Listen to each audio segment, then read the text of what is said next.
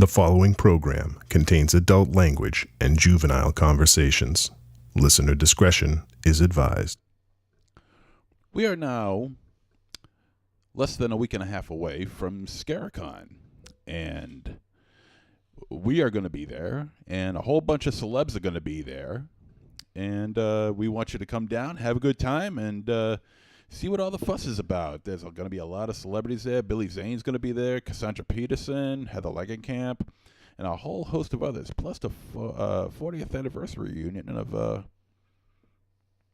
of Phantasm. So I'm sure you'll find that a little bit more interesting than whatever we ever put up with. But hey, you never know. We always know how to turn on a good show whenever we feel the need arises. And next Friday, Saturday, and Sunday, it's going to be one of those times. So come on down, say hi, bring the kids, bring grandma. But right now, we're here in the studio, so welcome to Trick or Treat Radio.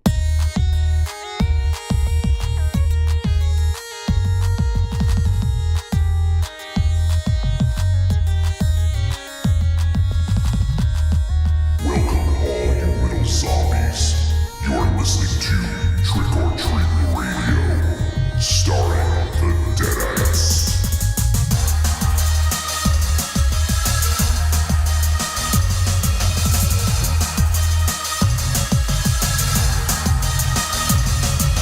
Welcome to episode 357 of Trick or Treat Radio. Trick or Treat Radio is the world's most dangerous talk radio show and is recorded in front of an undead studio audience at Castle Wolfenstein. We discuss at least one film a week, we argue, we make fun of each other, and we hope to make you laugh. And some hosts might even pay their way to Scaricon with a check. You know, you can rip into me all you want. What? I was just going to say one. Oh, good. Sit back. One guess who paid my check, but he just revealed it. Yeah. You guys can go fuck yourselves, okay? Because a check is money. A check is just as good as cash. Now I know. A check is not cash. Cash is Here, cash. I'm hiding your address. Yes, thank you for that, and thank you for showing my name and my signature. Well, you can't see the name unless you can read that fucking scratch. What? Everybody's got their own signature. You know, that's how I sign my name. So here is MZ. Yes. Paying by check. Yep. $25. I now have to drive my ass to the ATM. Oh wow! Put this in and fucking take the money out. Oh boo hoo! That is fucking unbelievable. You know what's fucking unbelievable? You with your ass not in that seat. Instead, you're out there combing your fucking It's actually hair. not unbelievable. It's very believable. Yeah, no, it's consistent with the course, but I think you can all agree that your friend, you give him $25 as ATMs. Like, why would you give him a check? Would you rather have me give it to him in nickels? Jesus Christ. Yeah, so we can beat you with it. Okay, we'll but wrap you guys him are in a picking them up afterwards. We'll wrap him in a sock and whip you with him. Just cash the fucking check and shut up. Wow. How about that? I'm going to wait until like the end of like when do you pay your rent? You pay on the 1st? Yes. I'm going to wait and hope that it fucking sends you into the negative. You do that and I'll fucking I saw his jaw clench. I will fucking scalp you, dude. No, she told me you have to cash it really quick. She said you have to cash it quick. Oh man. So yeah, episode 357. Yeah.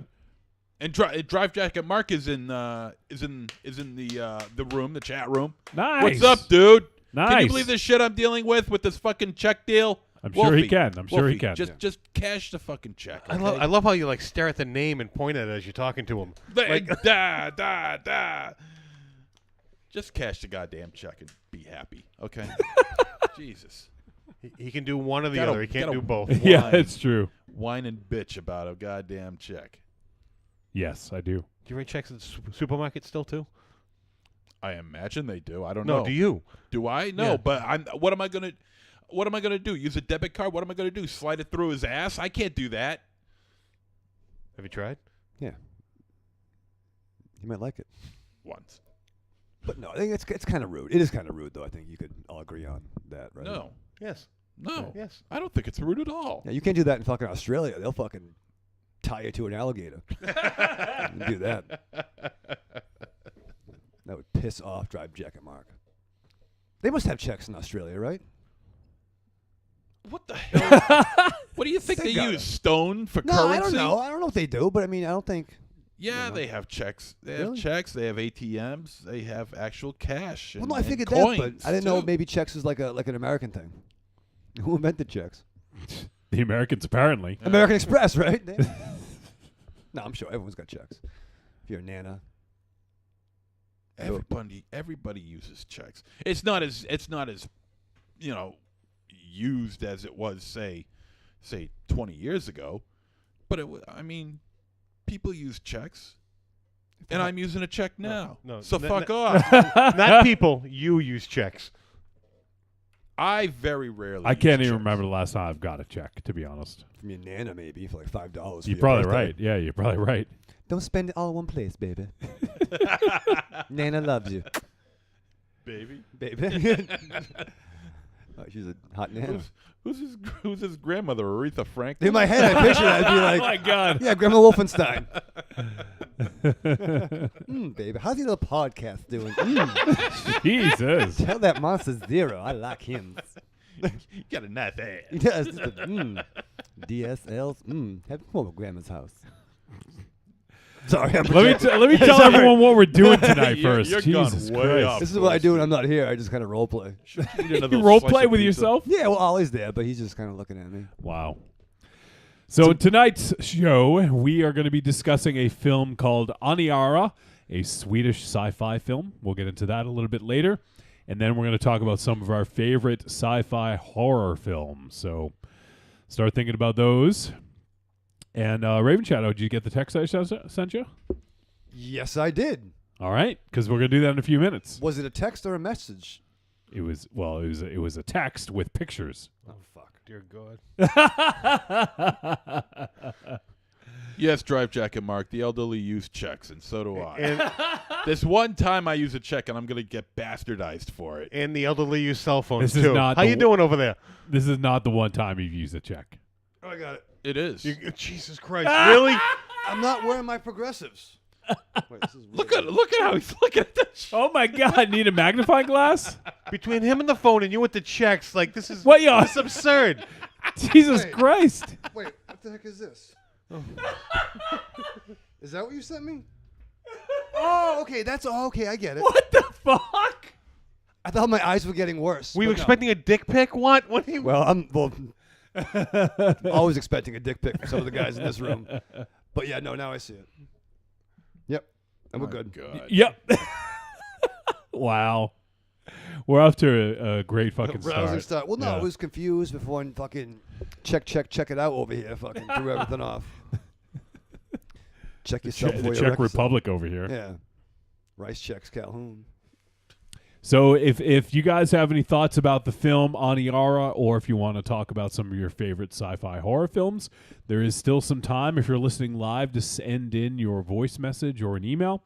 Send it to podcast@trickortreatradio.com, and we'll be sure to play it. We have a few to play later on, and what else we got going on? That's pretty much it. We'll talk a little bit about maybe some more Scaricon stuff, and also we have Scaricon reached out to us and asked us if we wanted to give away 2 free tickets. Ooh. What do you guys think about that? I think I know someone that could take one. Well, no, we're giving a pair. Huh. We're not giving like 2 separate tickets. It's kind of weird. No. Don't you think? Well, it'd be the 2 contests, 2 chances to win. No, yours is probably better. Yeah, pair. Go with a friend. So if there's anyone out there, I honestly got an email earlier today. I haven't had a chance to formulate how we're going to do it, and I'm not going to make it a Patreon only thing just because that really limits the amount of people that can enter, and I'd rather just have someone who really wants to go be able to get them. So what we'll do is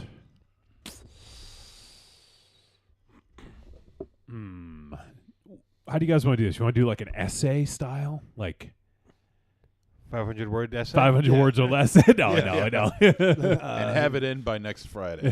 Why do you want to go to Scarecon? Yeah. All right, we have a week, right? After today, we have a week. Well, we have to submit it next Wednesday, so we can pick. We'll have to pick a winner probably before we go on the air. Okay. But we have a week basically to do it. So, you guys have any thoughts? Yeah. Nope. Yeah. Great thought would have been like you telling us about this when you found out about it. He just found out. I found out a couple hours ago, and I was fucking busy. All right, dude. Yeah, but you could have told us sooner, though. Busy writing checks. Yeah, your butt can't catch. Yeah. Well, putting you guys on the spot. We'll think of something. How Yeah, about no, that? I mean, maybe a cool content's good, like voicemail. Yeah. Not everyone likes leaving voicemail, apparently, but I want people to participate. Yeah. Participation. So we'll think of something, but if we'll probably do something where people who send us an email or voicemail or enter or something like that. Yeah. So we'll figure it out over the course of the show. Maybe during the first break we'll have a quick powwow about it. It's not very fun to talk about it with on the air with dead air as we think about what to it'll do. just be the three of us because we all know where Raven Shadow will be during this. It's true. Yeah, he'll be smoking. So Yep. What the fuck, man? it's true. What? Does What it? is it a lie? Oh, listen, no. All right then. Yeah. Yeah. Yeah. Well, I mean, And why is the show any different? But there's a lot like times when the four of us are in the chat and only three of us talk all the time. Hey, Aries, how you doing? How you doing? I'm good. How you know, doing? that's Well, not a good. very good answer. What? What you just said? What? Listen, it doesn't matter what I said. The moral of the story is I think we can all get behind that. It's very exciting with Scarecon, and we'll put our heads together, and we'll come up with something brilliant. Whoa. Something You Yeah, talking let's, about you talking about rocking with Dawkin over here? Something mediocre that people can get behind and maybe participate in. I'd love to see them, So we have a few people hanging out in the chat room. I see Evil Corny says, "What's up?" Hey, Bob dude. We got our old buddy Drive Jack and Mark. Oh, man. He says, "Hey guys," and he also says the elderly use checks. That's true. I'm an old man now. Oh, man, a little change purse. Yeah. No, he doesn't even have a change purse. He's got a checkbook. That's fucking absurd. Do you carry it around with you, MZ? No. Oh, okay. You didn't write it? Someone else write it for you? What's your friend's name again? I wrote it. What's your friend's name? Do you I wrote balance it. it? Do you know how to balance your own checkbook? Are you fucking kidding me? Of course not. I tried doing checks about, say, 15 years ago. I tried it, and it was just an unmitigated disaster. What's happening? From the very first check, it was just a disaster. And you're so confident about this check. Yeah, Johnny loves that. Really cash. Film that. That's premium fucking content. Let's go to the fucking bank. Film and Oh. cash it and watch it bounce. Yeah. Speaking of content, MZ didn't notify me that he was going to Art Bradish's, but how did it go, MZ? Yeah. oh right? my God! You it was rang awesome. in the fucking summer with Art Bradish. Opening day. Last Saturday I did this, and it was. You got 3 pounds of beef or 3 feet of beef, it was, I mean? it was like stepping through the gates of heaven, man. Oh, it was wonderful. And it was crowded too, man. And it was crowded. Then it kind of lulled down a little bit. Then there was this like huge rush. There was like 30 people waiting outside. It was crazy. How long were you there for? 6 hours. Yeah. I don't know. Maybe Did you pay them by check? Yeah. I don't know. Maybe 45 minutes or so. 'Cause, I mean, we ate there, so Did you pay by check? no. Oh, I see how it is. Yeah. See? Do they all take do you- cards there? Do you have a card scanner? Do they take cards? Yeah, I do actually. Do you really? Yeah. Oh, you bastard! Why didn't you tell me? You've seen it. We have it at when we go to shows. Oh, sure. Like I remember everything. You should remember that. I should remember that. Yes. Yes. Yes, and I should know that he has it with him at all times. I have it in the merch thing over in the other room. Ah, okay. So you got 3 foot longs with chili. 3 foot longs What else? with chili and a small Diet Coke. fry. A small fry. No, I brought my own drinks. Why just small? Why not? You cheap bastard. You brought your own drink. Yeah. You can do that. Just as long as you stay in the car. Yeah, you can do that as long as I don't see you. Yeah. Well, yeah. But it was good. Oh, and it tastes just as good as it did last year. That's because they used the same grease from last year. That's right. That's right. They just had it sitting around in the fucking And thing. you bite into the dog with the chili. It's a beanless chili too, by the way. And the bun is all buttered and toasted and everything. Ooh. You bite into and you taste the butter and you taste the hot dog and the chili, and it's just magnificent. I don't care what it does to me. I mean, What did it do to your toilet later? wasn't that bad actually. Although if I only had one complaint, and this is something that doesn't happen, but this I doubt it'll happen again. It was just that the buns themselves, I guess the bottom of the buns were a little bit thin, so they were starting to, the hot dog was starting to break through the bun on the bottom. I don't like So that. it was like starting to split open. Yep. Yeah, I was like, Zero smash. Breaking Bad. yeah, just like Chili all over my lap. Bad. zero smash. Chili burn. Chili burn. And it was like that with all three of them, and I'm like, damn it! But what the hell? It's the first. It's the first day. So It's a marathon, not a sprint. that's right. That's right. Now, There's a lot of- Yeah, marathon to the bathroom afterwards. yeah, it was like a photo finish, and I will be there. I'll be there. I'll be again there before once I a leave. week until the end of the season. I'll be there again probably before I leave for Maine on. Of course you will. This Sunday. I'm leaving for Maine this Sunday. So what that means is, what does that mean to folks next week? Yeah. means that they won't be hearing my dulcet tones for a show. That's right. MZ won't be here. Yeah. Yeah, how about that? We will have someone in a seat, though. Ooh, was it a surprise? Well, I'll mention it later. Oh. So, Evil Corny says beanless chili is manwich, right? There you go, Corny. I guess it is. They were just like, fuck vegetables. We don't need beans, legumes. We don't need any of that shit. What's a legume? Legume? The creature from the black lagoon. Yeah, pretty much. Okay. It's called a legume. Yes. Aries, Legume. what's a legume? I never heard of I it think before. isn't that one of those building block toys that you played when you were a kid? I think so. It's a legume log. Yeah. Legume log. Beyond legume.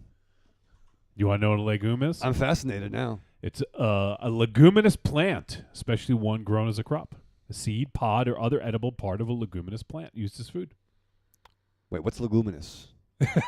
A legume is a plant in the family Fabaceae, or the fruit or seed of such a plant.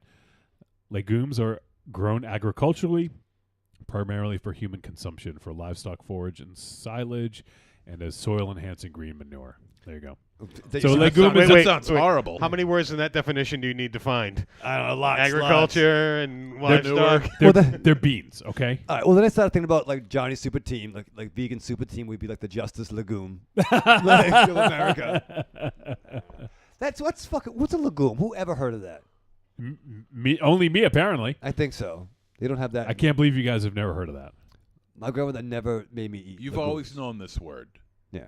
Well, not since I came out of the fucking chute. You've always known this word. Well, From you're the making day it sound you were like- born, you Well, knew you're making about it sound like well, you're saying that you're surprised that we don't know the word legume. Yeah. So I'm just gonna say you've always known this word. No. How long have you known this word Yeah. for? I don't know. 10, 20 years? I don't know. Where were you when you first heard that? word? Yeah. Where were you when you first heard about legumes? Yeah. Who said it to you? I don't recall. That's weird. Legume. What is it? So it's green. What's it with manure? What does it do? It tells you to eat shit. It's primarily for human consumption. What's the rest of it for? It is. Spackle material? What? I don't know. That's good. It sounds delicious.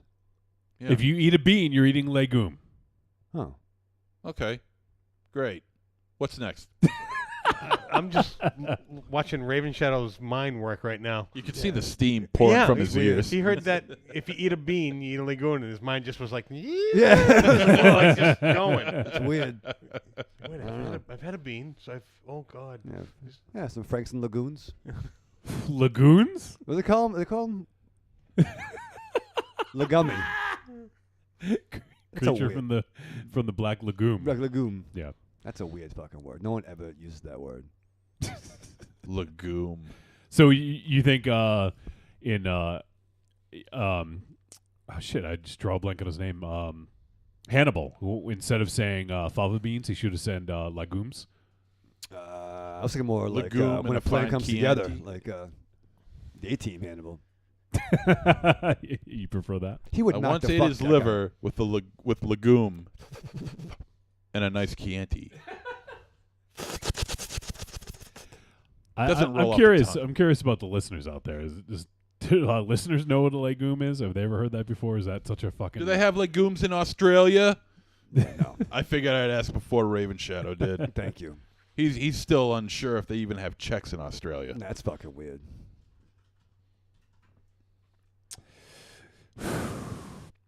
Checks, fucking legumes. What else are we going to talk about? It's a good start.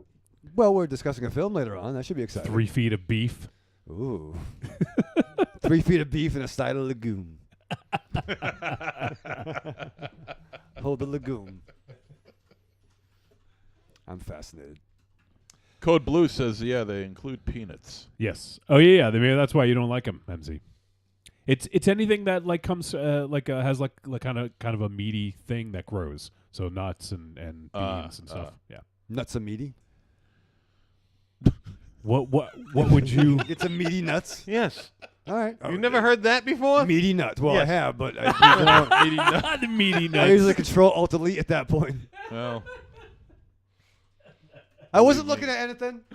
believe me, I know about meaty nuts. It's true. we Trust have a me. meaty nut expert over here. Trust me. Yeah, he knows. Just trust me. Please. No, I'm never trusting Yeah, you. no, I Not don't with trust you. anything. Not even with a check. You can fuck the check. I don't give a damn. We have some Game of Thrones Oreos in here. You guys I'm want some? excited. Yeah, I do want one. Oh, are there any legumes in there? Do you want him to feed them to you? Oh, is that an option? Can we do that? No. Well, but then, Well, because he offered and you were just like yes, and you just stared at him like they were gonna magic their way into Yeah. your mouth. well, no, because I was excited. Is he gonna are you gonna be like laying back like this and laying back like this, and he's gonna like feed him to you above your mouth? I like that. shirtless? Actually, you Yeah. know what? I'll feed them to you. Uh-oh. Hand me 3 of them. Tilt your head back, open your mouth, close your eyes. No, 'cause you're not gentle. He's gonna Aries. rifle him right to you. Yeah. He's gonna put his meaty nuts in your mouth. Yeah. Throwing like fucking nomad stun discs at me. Fucking, that's fucking rude. Oh, they got little sigils. Yeah, exactly. House sigils. Oh, the other thing I want to talk about, I don't know if I'm actually curious if you guys have heard anything about this. So, this past Saturday, AEW All Elite Wrestling ran their first show. I'm curious. I know you guys obviously like wrestling on the peripheral. Like you don't go out of your way to like watch all the time, but you kind of keep up. Did you guys hear a lot of buzz about AEW's Double or Nothing show? Oh yeah. Yeah. Oh yeah. So it was able to kind of, even though you guys weren't watching it, you heard about it. We definitely know about it. It's gonna be huge. If you got one friend on Facebook that's a wrestling fan, there's a 99% chance you know about it. Because I'm kind of curious how, obviously because I'm tuned into what's going on with wrestling. I keep up and I watched Double or Nothing, and but I'm kind of curious how it's going to penetrate the the legumes. How it's going to Yes. how it's going to penetrate into the public consciousness. And if it is going to be a competitor to WWE. Well, they got a deal with TNT, which Which is is huge, which is yeah. a very good first step. Well, actually, their pay-per-view is their good first step. Yeah. They're on the road to doing something pretty significant. Yeah. I mean, they have a major backer in the Khan family who owns the Jacksonville Jaguars and also right. a European football team. And they got some, and from what I've seen and from what I've heard, they got some pretty heavy talent over there, you know. Yeah. And I've also heard that some contracts in WWE are going to be up pretty soon, and they're thinking about jumping ship to AEW.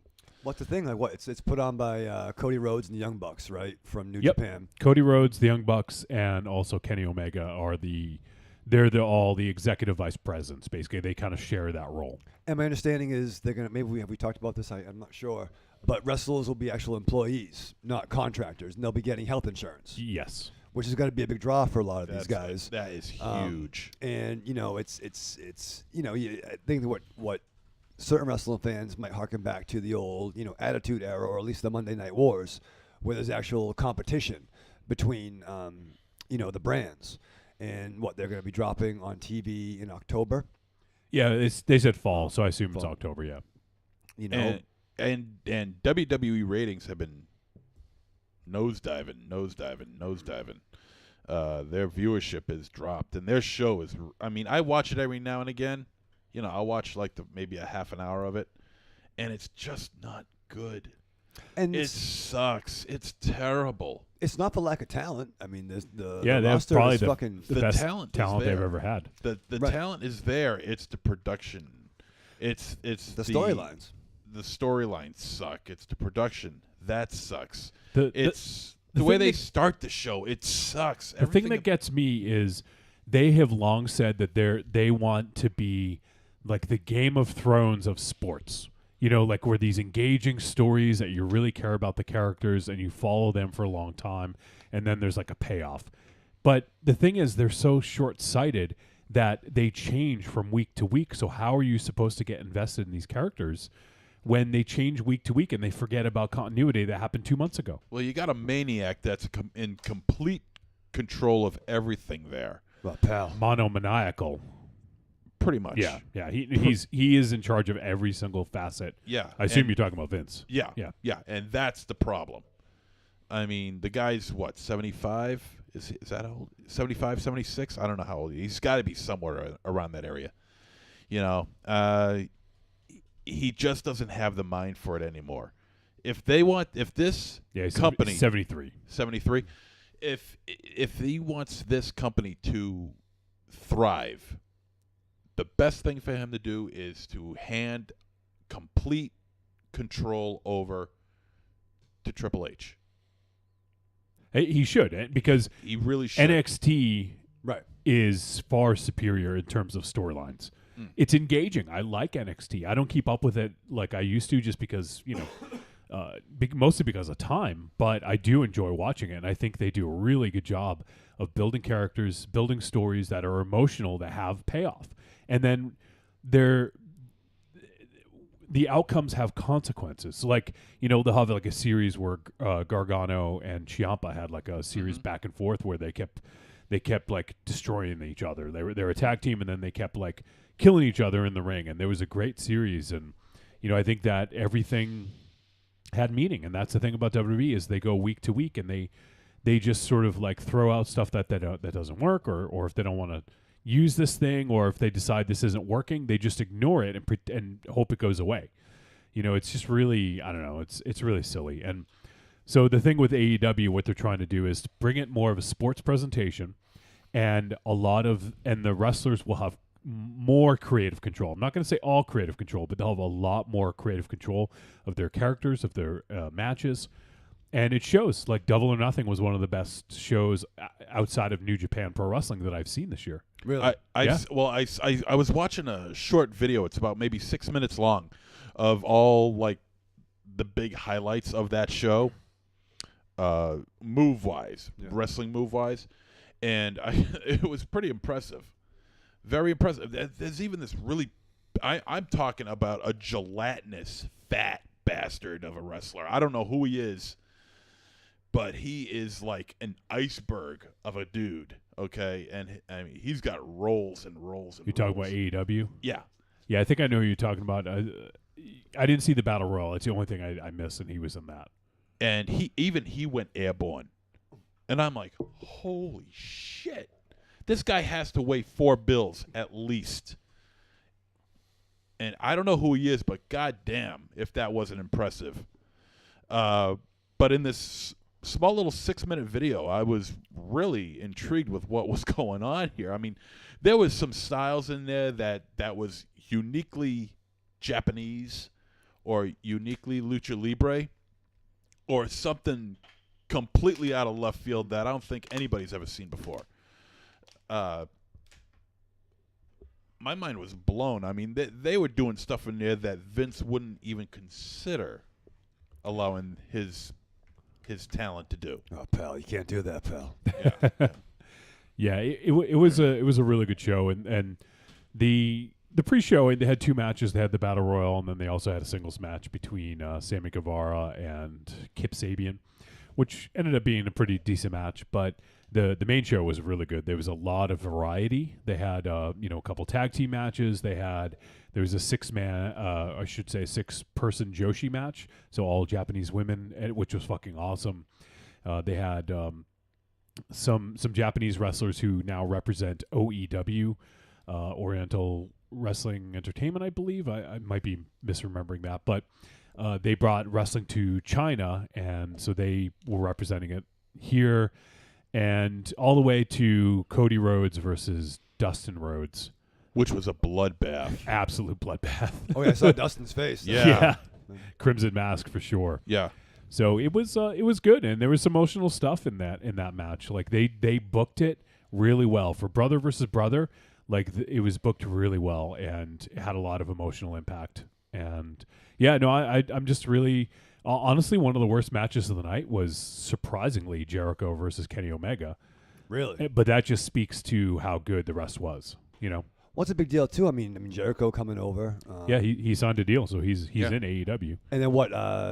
Dean Ambrose or John Moxley rather Mox debuted. Isley or whatever his name is. Mox Isley. That's pretty good. Who's big in the Shield now? I'm not the hugest mark. Is he big in the pants? I didn't look. I didn't really pay that much attention. But I know he's very popular now. So him coming over was kind of a coup, I would think. Oh yeah, it's huge. It's huge because did any of you guys see Cody's entrance, by the way? No. Okay. Does it have to do with Sledgehammer? Yes. I saw that. And a throne. Yeah, I saw that. So apparently it wasn't a fuck you to Triple H, but he came out and there was a throne with an iron cross on it, which is kind of like Triple H's thing. Right. And he kind of like looked at it, glanced at the throne, then went to the ring, went underneath the ring, pulled out a sledgehammer, which is Triple H's gimmick. Right. Went back to the throne, hit it with the sledgehammer, broke it. And it was gimmicked too, like a big kind of like a puff of smoke and explosion went off. And then spit water and said, "Suck it." No, he didn't do that. He didn't do that part. But there definitely was. I think they're definitely throwing some heat. It was a very good first throw. I'll say that. Yeah. I mean, they probably one of the best first throws as far as pay-per-views go. Probably not since ECW's Barely Legal. Yeah. I'd be curious to see what the buy numbers were. I haven't looked.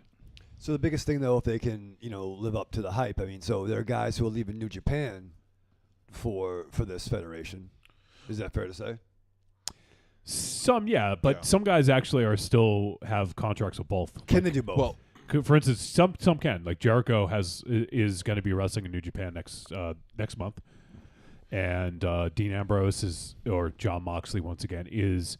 They've been showing videos of this new guy, and it turns out once he unveiled at AEW, they revealed that it was him. So he's going to be in New Japan as well. So it's pretty interesting. I heard that Kenny Omega was still going to wrestle in New Japan, but I don't know that I've seen that for sure. So there are some guys that are going to go back and forth, and they're able to sign contracts with both. So and one of the smartest moves about this pay-per-view, all Double or Nothing or all or nothing? Double or Nothing. Double or Nothing.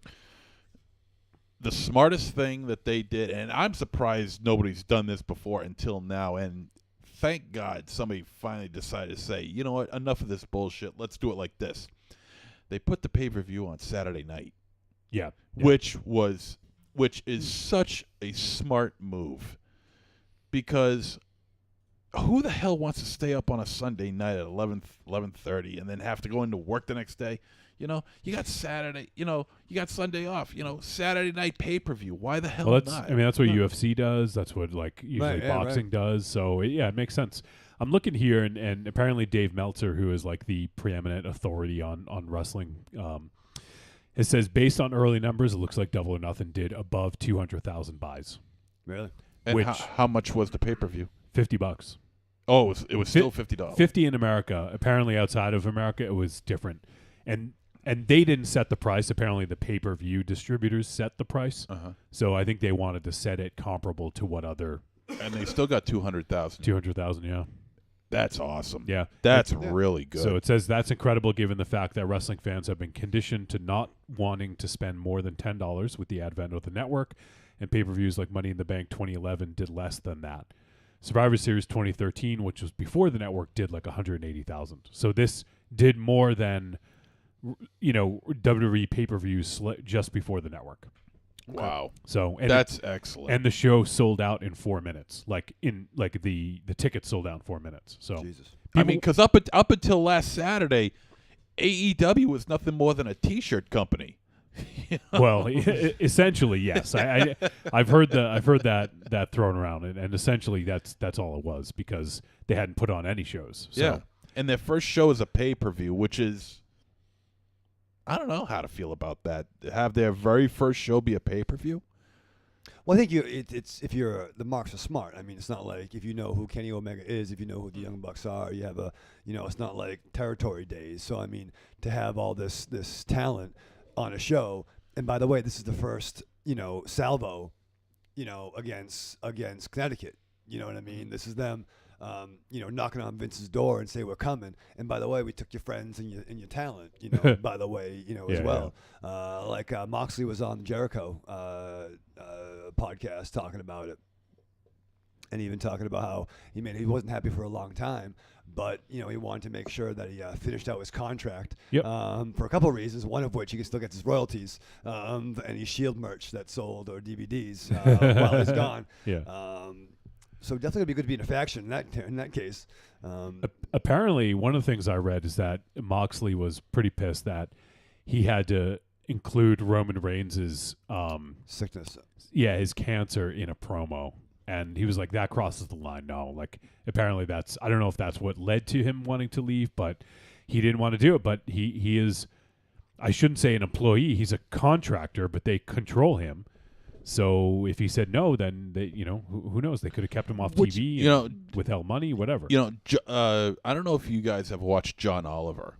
Yes, but he's awesome, he did a and I know what you're talking about. show on wrestling, primarily on Vince McMahon and the World Wrestling Entertainment. And he was really spot on with a lot of the stuff that he was talking about. And I can only imagine Vince was seething at this. If you look it up, go onto YouTube. It just showed up about maybe a month ago. John Oliver Wrestling. Yeah, it was awesome. It's the an whole incredible episode piece. is dedicated to it. Yeah, it's an incredible piece about how Vince does not take care of his talent properly as far as their health is concerned, as far as their life after wrestling is concerned. Right. Debilitating injuries, head trauma, suicide.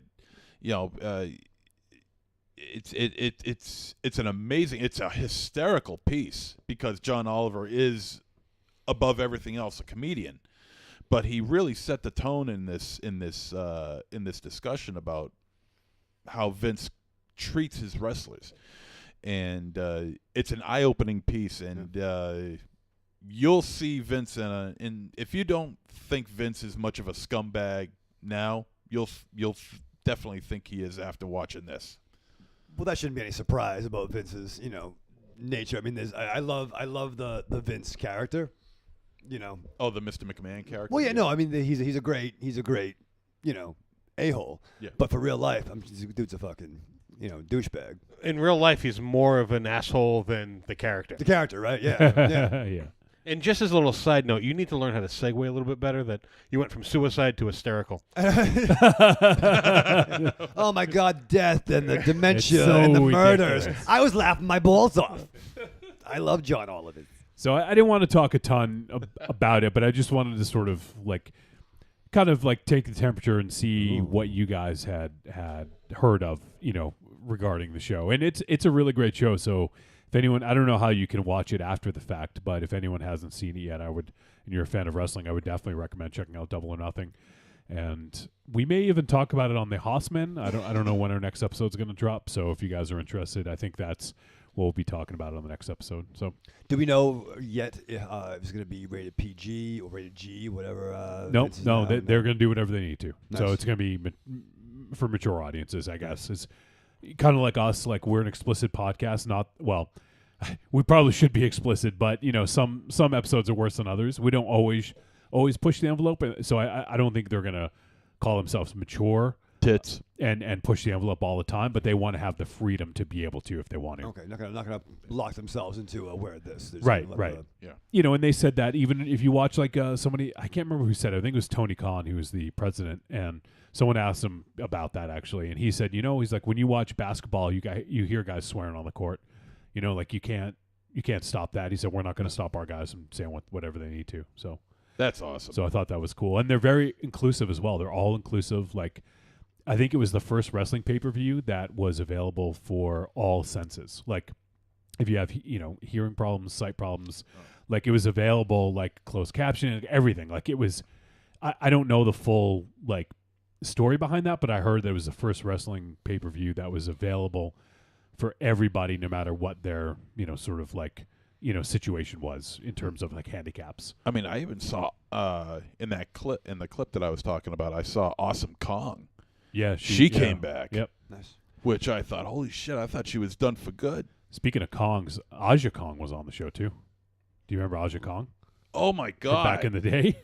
Are you kidding? Is she still? She's still wrestling. She looked awesome too. Jeez. She does the back fist. Nice. Yeah, that match was awesome. It was a really good match. So, anyone into wrestling, check out AEW's Double or Nothing. It was fun. And then in the fall, they're going to have a weekly wrestling show. So I think it's 2 hours. So there you go. Raven Shadow, you got that stuff I sent you? I did.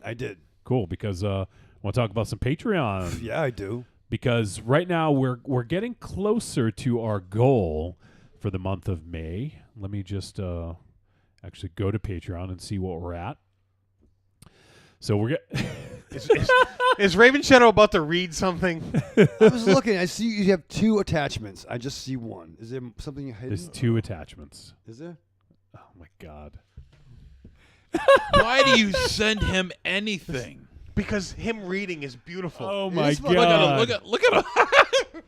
I'm not wearing my progressives. I got to get new. My The goal. visual of him is looking at a phone. Dude, is take the glasses off and look at your phone. I wear my glasses for a reason, but I don't have my. You wear your real glasses for a reason. You wear those ones for another reason. But these aren't my. They're my prescription. They're just not my new prescription. They're my old prescription. From Not the 94? new prescription, but The the old old prescription. Yeah, is that 94, 95? When are those Jesus from? No, fair. Christ. 97. They are 97. They are. Yeah. I knew it was the Are you 90s. serious? And You can't read that? Well, fucking.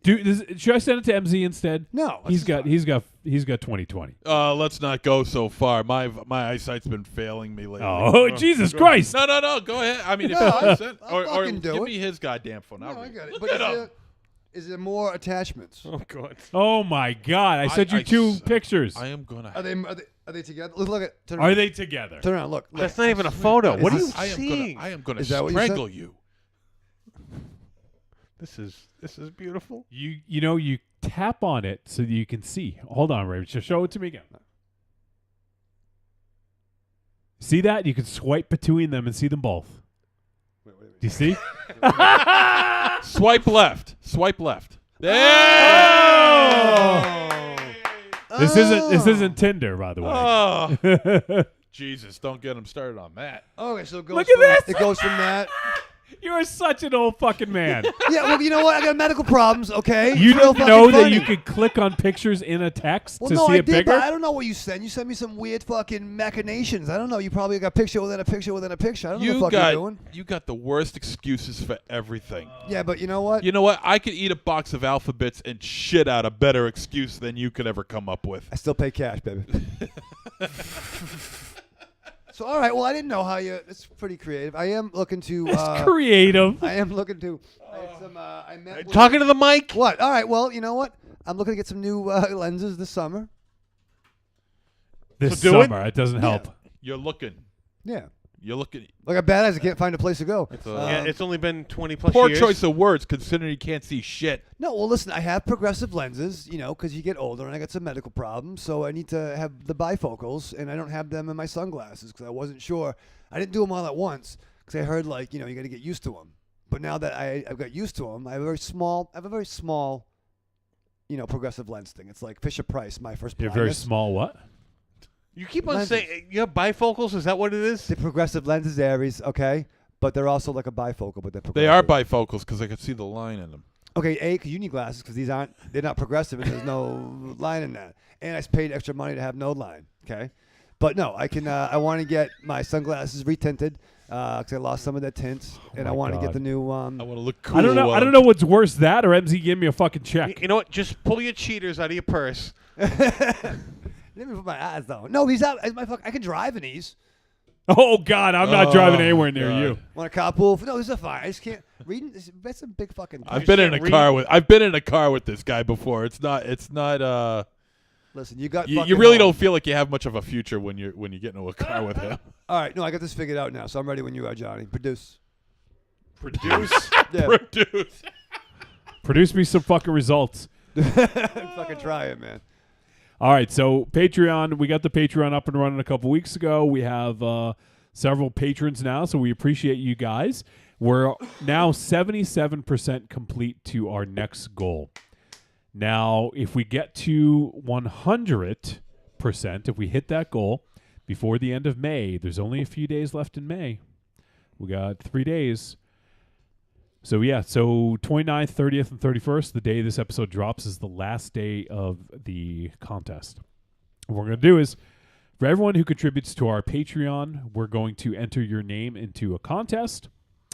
And the higher you are, the higher tier you're in, the more entries you get. So if you do $2, you get 2 entries, $5, 5 entries, $10, 10 entries, and so on and so forth. So what we'll do is we'll list everyone's name down, we'll do the random number generator, and then we will send a prize pack to that person. And we're going to gather some stuff at Scaricon. We got some stuff here. We got some potential rare stuff that we're looking at. So it should be pretty cool. And also, if we hit that next goal, so if we hit the goal, if we get a few more patrons, what we're going to do is we're going to do a listener pick in the month of June. But we have to hit that number to do it. So right now we're at, let's see, 15 patrons. I bet if we get a couple more patrons, we'll hit it. So if there's anyone out there that's on the fence and you guys want to put this over the top, what'll happen is at that point, every patron will get to pick a movie, and then we're going to go through the list. All of us will pick one of those films to champion, and then we'll put it to a vote. Oh. So similar to what we did last time, but this time we won't have any arguments, or and the fix won't be in on this one. So hopefully we hit that, because I think that'll be a lot of fun to do a listener pick, and we do it in the middle of the month of June, so it'll be the week of MZ and my birthday. Mm-hmm. Oh. So we need to get those in, though. So if you guys are on the fence about joining the Patreon, go ahead and do it. And you don't get charged until the 1st. So, you know, let's say you don't have money in your account right now to do it. It won't get taken out until the 1st. So most people, you know, get paid on the 1st or get paid on the Friday before. So go ahead and get in on that. Or I guess if you want, if you've already signed up for Patreon and you're at a lower tier and you were thinking about going up another tier, you know, feel free. You can up the tier, go a little higher. And we actually just created a plan on this weekend. We're going to record our first Patreon footage. I'm not quite sure exactly what we're going to do. We're still working out the ins and outs, but we got some cool stuff in store for Patreon for June. And also, while we're at Scaricon, we're going to record some stuff as well, audio and video. So we'll have something for everyone on Patreon. So we appreciate you guys helping us out. It's a huge, huge help. Now, Raven Shadow, Yes. what we've said is we want to thank everyone who has given to our Patreon so far. So I sent you the names of the people who have given us money on Patreon. Yes, you did, Johnny. And I'm hoping God, that you can actually read it. Me too. We're gonna find it out together. Me and you. This We're is going to taking be a journey. audio gold right Oh now. yeah, we're taking a little journey here. I'm just gonna say the names. Everyone, right? mark down. yeah, start timestamping. Yeah, this. timestamp. Oh really? Oh man. Well, number one, batting first, leadoff batting position. We got some divine intervention from my boy Reverend Scott.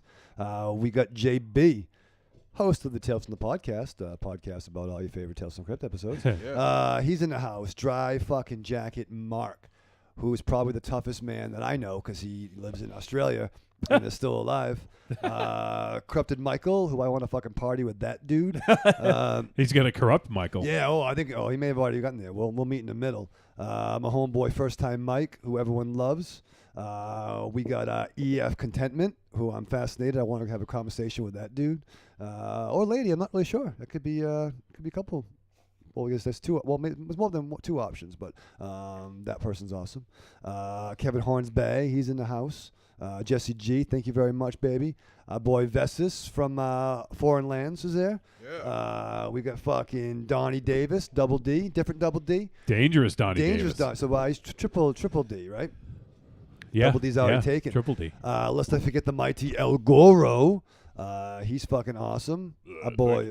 Thanks for contributing, Goro. Oh, well, that's no problem. Thank you. Is that El Goro or Rocky? That's true, yeah. Just a little one. El Rocco. Yeah, well, check out the Talk About That Rhythm program. It sounds just like that. Patrick Baxter, he's my boy. Oh, fucking speaking of my boy, Corny, Evil Corny in the house. Thank you very much, baby. The amazing Marion, thank you very much for donating. Thank you. She's fucking outstanding. And our buddy Will. So Will's dropping some ducats. So much obliged. Will was the first. Yeah. He was the Uno. He's right. First time Patreon. FTP. FTP, yeah. So premier Patreon. See, I read that. we appreciate you guys help keep the lights on. It means a lot to us and is definitely going to help out. So we really appreciate it. And we'd love to get more of you folks on board. If you want to help out on the Patreon, we'd appreciate it. And let's see. What else? I think that's it. I think we're going to wind things down here. Yeah. Yeah. So we have our first intermission coming up. So if you guys want to, obviously Patreon is the main way to help support the show. But if you want to help support in other ways, there's other ways you can do so. You can head on over to trickortreatradio.com, and there, scroll down, you'll see an Amazon logo. Click on it, bring it to Amazon, and it'll input our affiliate link. Everything you purchase in that session gets attributed to us. Doesn't cost them any extra, Raven Shadow. But it's another way to help keep the lights on. That's right. So you guys shop on Amazon anyways. Go ahead, use our link. And we also have on the website, we have links to listen to the show on all the different platforms, on Apple Podcasts, Spotify, Stitcher, Google Play. And there's no link to it, but we're also on the Satchel Podcast Player if you're looking for another player. I don't know if you don't like the others. So there's several options. And we're also now on, actually we're on, I think we're on, is it TuneIn? I think is that the name of the... Yes. You know what that is, Raven Shadow? Yeah. What is it? Oh, it's fucking Yeah, huge. TuneIn Radio. Yeah, it's on the TuneIn Radio areas. Another option. You can download content. What else can you listen to on that? Stories. Tales, anecdotes, memories, recipes, Wow. Whose memories? peoples. Mario Van Peebles. What's your problem? Nah, I'm just listening to him. Yeah. So you're gonna miss If that. if we stall long enough, we'll just skip the break and he can't have a cigarette. No, I'll find a way. I'll fucking jump out that window. That's what I'll do. So let's keep throw talking you. and watch him jump out that window. I'm not parking underneath. I don't care. We'll throw you out there. Listen, I think what we're trying to say is that everyone's excited about Scaricon. So there we are. Yeah, we are on Patreon. We are on TuneIn. It's got the old art for some reason. we did update the art. So yeah, so we're on TuneIn, and apparently, I think we're now available to listen to on Alexa. So do you have an Alexa, MZ? I forget. I do. When you have a chance, I would actually love if you could test out and say, Alexa, play the Trick or Treat Radio podcast. I'll and give see if that it a works. shot. Because I tried to set it up, but I don't have an Alexa, so I can't test it. So, All right. but TuneIn, I think it references TuneIn, so I think it uses TuneIn. So when you get a chance, try that out. Or if anyone out there wants to try it, I'd appreciate if you guys could let me know if we're on Alexa. I'll find out. So we're available on all those places, and also we'd love a review. If you guys have not given us a 5-star review yet, especially on Apple Podcasts, even if you don't listen to us on Apple Podcasts, you can go ahead and create an account and just leave us a 5 stars, and also let people know what you dig about the show, so they can help find it. It helps with getting us in the ears of new listeners, so we'd appreciate that. We want to spread the virus, as you say, Raven Shadow. Yes, all over the place. Just get it Ugh. in the ceiling. Skeet, skeet, skeet. Oh man, yeah, in your shoes, in your pillowcases, right? Your photo albums, Shoes? Oh. Yeah. Well, that's someone else's gimmick. I don't care where it's wherever it goes. I mean, there's a lot of the nooks and crannies. Also, I would be remiss. This is kind of like a bit of a tangent. I know we're wrapping things up, but let me just go off on this tangent real quick. I just wanted people to know. So, when Dynamo left the show, obviously Dynamo is in the Deadites. There's no one left on the show that's in the Deadites anymore. And while while there's no ill will, there's no bad blood. Like, we're all still friends. We still love the Deadites. We're still going to play their music on the show. The podcast is no longer like the podcast of the Deadites. I don't want to have people think, like, I don't want false advertising, basically. So if people are looking for the podcast of the Deadites, you can find it from episodes, 355 or 354 and earlier. Like, it had someone from the Deadites on every episode, at least one person. So if you guys happen to see the artwork change, we now use the radio logo that my buddy Dan did for us long ago. That's why. There's no no other reason except for the Deadites are no longer on the show. So it just doesn't make sense, and it's kind of false advertising. So that's why if you see some of the artwork changing and stuff like that, and also the intro changed, it's because, the show has been basically doing the same thing for almost 7 years. So we're just kind of freshening it up a little bit. And there may be some other changes here and there. I don't know. But what are you doing, MZ? Dropping shit? Some things don't change. Yeah. So I just wanted to kind of clear that up if anyone was wondering. We're not trying to hide the fact, but, that's what the deal is, like, it is the 4 of us now, and none of us are actually in the band, the Deadites. We still work with them. We still do stuff, but it is kind of false advertising. So just wanted to kind of mention that, clear things up if anyone was curious. So, Raven Shadow. Yes. You sit down to watch Aniara. What do you do to prepare to watch this? Oh, fuck, it took a long time, Johnny. Yes. It was a little rough. It was a rough patch. I had to plan some things out. I called some assistants. But last minute, it all worked out, It all worked out. Took a while to watch, though. I had to prolong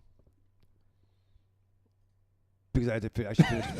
What the fuck? Oh, God. I don't know. This is really getting brutal. It's a little rough. But it's exciting, though. You never know what's going to happen. What's going to be said. What's going to be thought. I don't know. I know the punchline, so it just makes it that much longer. Yeah, well, I mean, it's the journey. It's like, you know where you're going, but No. there's I know where my mom's house lives, but I could. I know where my mom's house lives? Yeah. Yeah. I know where the house lives. And I can go the direct route, or I can go, up and around through the bends around the way. Well, you know what this is? This is sitting in fucking traffic. I could be on the Pike. Vacation weekend. Last weekend was Memorial Day. That was a big holiday. That's what this is, sitting on the Pike on Memorial Day. So just fucking get to it. So we're in there. We're in tolls. We're going to pay tolls. That sucks. Is there any humor in this story at all, or just Not fucking really, say the no. punchline? I think it's the aristocrats. No. So I get out of traffic and I get to the house, and I think I'm gonna cry. No, yeah, I could die, and I did. Will you just? Oh my God! What? Just say Kenny it. Omega's pretty good, huh? I'm excited about AEW. With the Golden Flowers. Do you what's his really tag think team? he can just bypass you and just hit the Golden button? Flowers. Yeah. It's the Golden Lovers. The Golden Lovers? They're gonna be there. They're not. Rated. No, they're not there because Kota Ibushi is not in AEW. That'd be cool. That'd be outrageous. That's not rated G content. I like Kota Ibushi. Come on! All right. Will you just cut him off? No, he's a gentleman in Scala. All right. Buckle up. And then strap on.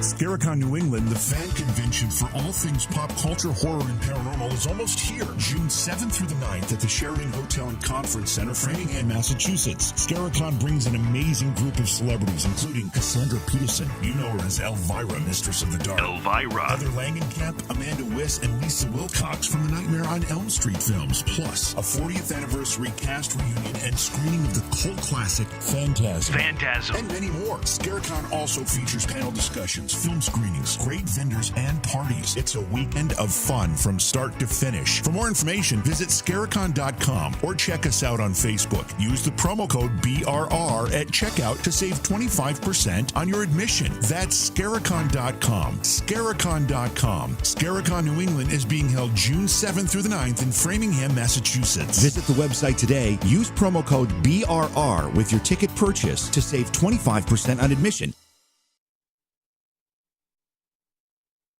You go through your week with the same old routine. What you really want is some blood and thunder in your life. Well, friend, you found it. The Cromcast is an adventurous journey through the history of two-fisted pulp stories. With your hosts, John, Josh, and Luke. We have action, horror, and adventure, all through the lens of pulp luminary Robert E. Howard. Don't just stay in your ordinary life. Find your pulp life at thecromcast.blogspot.com. The Cromcast. The Cromcast. The Cromcast. A podcast for the barbarian at heart. Trick or Treat Radio is the greatest podcast ever invented. The spelling is very bad. I'm not sure who wrote this. And the Deedites? The Deedites. Is that a company that procures houses? The Deadites. Oh, it's the Deadites. The Deadites are a fantastic musical act. That is what I was supposed to say. And there you go. There it is. Cheeseburger. Remember to Rent the Fly, because that's a good movie for making love to. Jeff Goldblum, thank you so much for joining us, and hopefully we can get you on the show again sometime soon. Oh, delicious nerds. Ms. M knows you like to chat it up with other sexy shut-ins about comics, movies, video games, and your favorite TV shows. If that sounds like you, cuddle up to the Trick or Treat Radio Facebook group, or the FIB. That stands for Fan Interaction Board. Just go to Facebook and search for Trick or Treat Radio and have more fun than a Jedi at a lightsaber sale. Not enough? Watch us on YouTube, The Deadites TV, all one word. Last but not least, check out the world's most dangerous talk radio show, Trick or Treat Radio, at trickortreatradio.com. Thank you guys for having me on. It's a blast. You guys are awesome. Thank you so much. And, Trick or Treat Radio, man. That's where it's at. That's the new Fangoria Radio is Trick or Treat Radio. Don't say that. You really put us under. It's like swearing in church. I don't know. You just jinxed us. Yeah. You put a lot on our shoulders just now. Well, we can strive for greatness. You guys are awesome. You really are. You got a great show.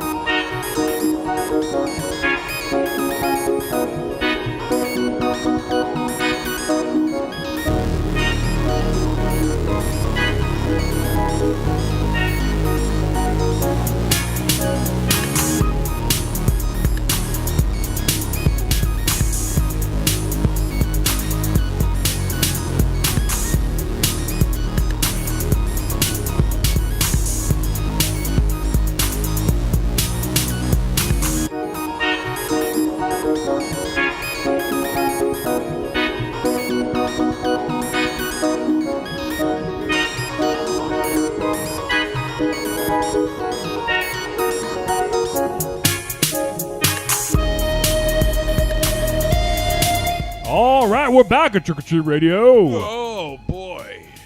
Man, what a strange trip that was. So we decided what we're going to do for the contest. Yes. So for everybody who wants to go to Scaricon, it's in Framingham, Massachusetts at the Sheridan. And the dates are June 7th, 8th, and 9th. So if you can make it all 3 days, I guess even if you can make it 1 or 2, you guys are like within driving distance or want to take a trip up here and you can attend, what we want you to send us through social media a picture of you listening to the podcast. Just display the art on your on your device or your computer or whatever, or watching the live feed. So just somehow have yourself or someone else snap a picture of you listening or watching Trick or Treat Radio. You can submit it to podcast@trickortreatradio.com. You can tweet at us at the Deadites, or you can also just send it, put it on the Trick or Treat Radio Facebook group.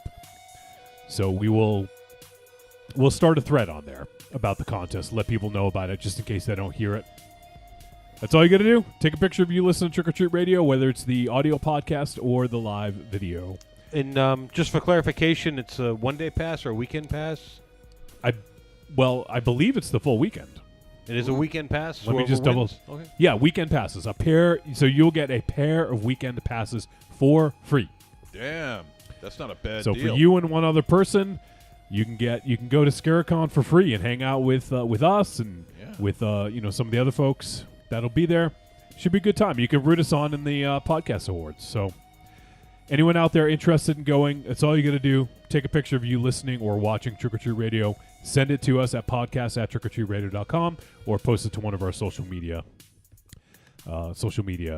avenues, I guess. Yeah. All right, quiet. Here he comes. Yep. Nobody tell him. Did you take his chair again? No, I was brainstorming during the commercial break.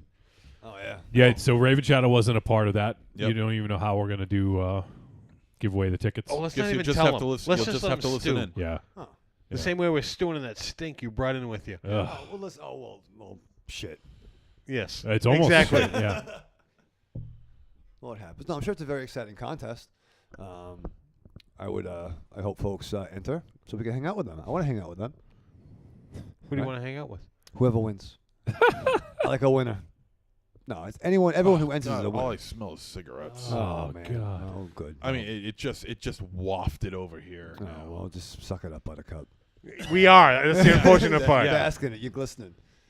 All right. It's exciting. So we're going to talk about our film now. The film Aniara is a Swedish sci-fi film. I don't know. I wouldn't necessarily say horror. I think there are elements of horror, especially when it comes to the solitude of space, right? Like that sort of thought.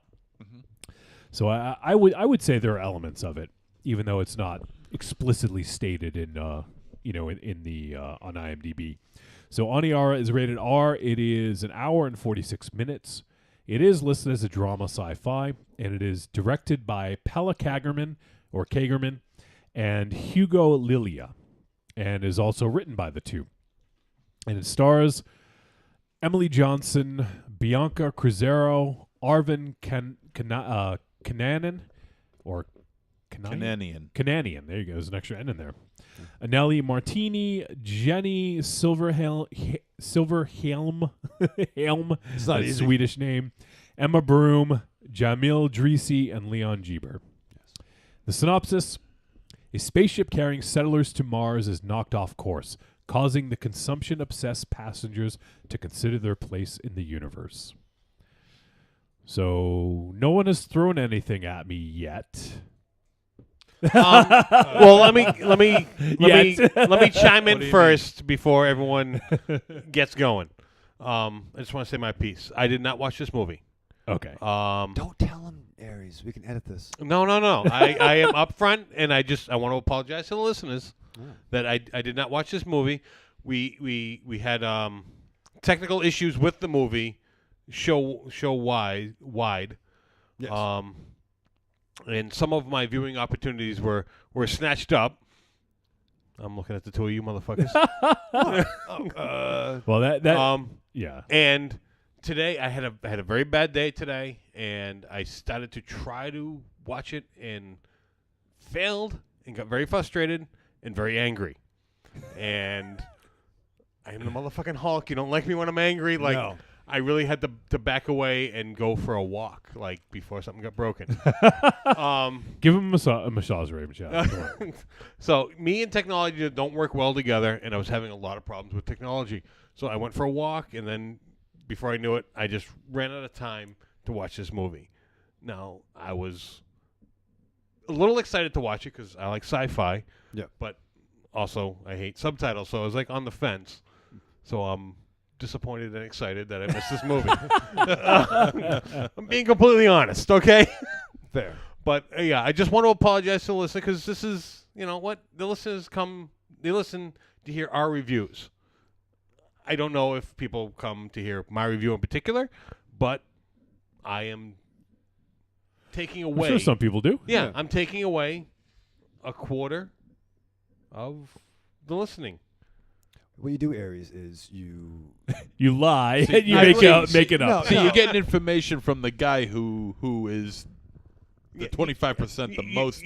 You see how I'm like not even like acknowledging this. That Why? Listen, Aries, you should have called me. This is what you do. No. Okay? Oh, You yeah, right. You suggest, hey, we should really watch this in studio, right? And the beauty of that is with the subtitles, you can kind of see the movie. Let other motherfuckers talk. You know how many of these screens I see right now? Yeah. I see about a third of the furthest one. Well, you know why I sit here. Yeah. But no. I don't lie. If I didn't watch the movie, I'm going to tell the listeners I didn't watch the movie. Well, Aries, you find... And then I'm going to sit back, sip my whiskey, and listen to your bullshit review of this movie. Well, you're fair, because stay I tuned. really have the feeling that it's going to be a bullshit review of this movie. You never know. Never So can there we tell. go. I threw in my 2 cents. Okay. I'm going to kick it off to you. Thank you. Go ahead. Well, I agree with what Monster Zero says, and I think that you made a great point. So, yeah, so this was a little challenging. It's a little challenging technology-wise, too. I'm going to echo the sentiments on Aries. No, John. All right, let me just say no. So a lot of times we get screeners and stuff like that. Yeah. This one I had to purchase on YouTube because there we had an issue getting this. Yeah. So I had to purchase it on YouTube, and then I shared my account with these guys. Thank you, Johnny. And they could not figure it out. MZ got it pretty easily. Now, I make no bones about it. I do not understand technology. I do not like technology. Thank you. And when you ask me to switch accounts, that confuses the fuck out of me. See? It's very easy with YouTube, though, to be honest. But you know what? Also, because I don't want to disturb you. I don't know what you're doing. I tried to take care of it myself. You can always ask me, though, Aries. I don't know what you're doing. This was during the day. Because I'm not working right now, so I didn't know that. I took the day off to take care of a lot of personal issues, and more personal issues came up during the day. Like I said, this was a very bad day for me beyond what was with this movie. It was like the icing on top. Like yeah, I mean, there was like I don't want to get into it because I'm not looking for boo-hoo, poor me. Yeah. But this was a bad day all around. So the technology issue with me was just like the final straw. Like I was already in a bad mood to going into it, and once I got to that point where I was frustrated, even if the movie came on, it was already at a step down with me. I was not going to give this movie a fair shot. Fair. So I watched this movie. I watched the movie when we watched it. And then didn't finish it. I'll be fully honest. I didn't finish watching this movie last night. However, I did get up at 5 a.m. this morning. Oh my God, you fucking guys, let's talk about the movie. To watch it. I watched. People don't tune in to hear our fucking excuses. Well, no, I saw the movie. I know, but it doesn't matter. You saw it. Wolfie, just start. All right, yeah. Oh, so fine, this is the feature film debut for this directing duo of Pella Kagerman and Hugo Lilia. And I don't know. They've done some shorts. I don't know much about them. Obviously, they're from Sweden. So, it's a Swedish film. I got to say, though, like right off the bat, I was impressed by the look of this film in terms of budget and how they're able to achieve what they achieved on what I'm guessing is a fairly small budget. This movie was beautiful. Yeah. I'll fucking say it right now. It was fucking beautiful. I love the ship design. I love the way space looked. And I kept finding myself wondering what the budget was because, you know, I think whatever they had was all on screen. Well, given for what it is, I think the CGI in this movie is passable. You know, I mean, we're not looking for, you know, state of the art technology here. We're just looking for, you know, if the budget is that small, I don't know what it is, but if the budget was that small, I think what they accomplished as far as the CGI goes was passable. It worked fine for me. I think a little more than passable. Now, as far as the other areas go, say the use of color and the use of the camera, I thought that was done very well. It had a certain Argento-esque quality to the colors, because I think color played a big part in this movie, in terms of each color setting a tone or a mood. There was this special room. I don't remember the name of the room. Goddammit. Mima. That's it. The Mima room. M-I-M-A. Yeah. Yep. The Mima room. Yeah. Which I thought was done very, very well. It was basically used in a golden hue, a golden yellowish hue, and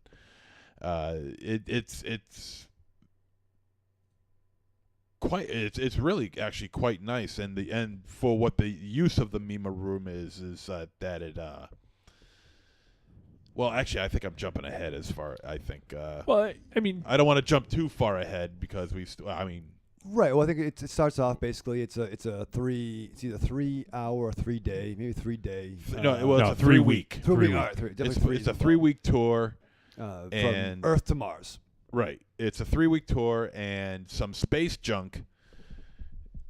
I don't know how I don't know how space junk this small could divert a capsule, a ship this big, right? Off its course. Picture a giant star destroyer if it was like the Love Boat, like a Carnival Star Destroyer cruise. It's a big motherfucking ship. Shopping and entertainment and everything. So it's a self-contained city, really. Yeah, it's essentially a civilization, like a small civilization. It has everything you need. You know, everyone has their own room. It's got cabins. It's very self-sufficient. There's food on board. They can grow their own food. Except one thing that they don't have that I noticed as the movie went on, and we'll talk about that later. So we'll sort of set the scene here. So just in case people haven't seen this, and there is some stuff we may talk. It would be difficult to talk about this movie without talking about some of the details. I don't want to get into super spoiler stuff, but we'll be talking about some of the details. If you want to go in cold, I would, maybe just watch it first before listening to the rest. But we're not going to spoil anything. But we will have to talk about some of the things that happen. But essentially, it is. They never mention whether or not Earth is uninhabitable. Like, they don't really mention why everyone's going to Mars. But everyone is aboard Aniara, the name of the ship, and they're set course for Mars. It's going to take 3 weeks. It's a 3-week trip. They have everything they could possibly need on board Aniara, and it's kind of like this luxury liner. They're just going to go there for 3 weeks. They'll travel to Mars.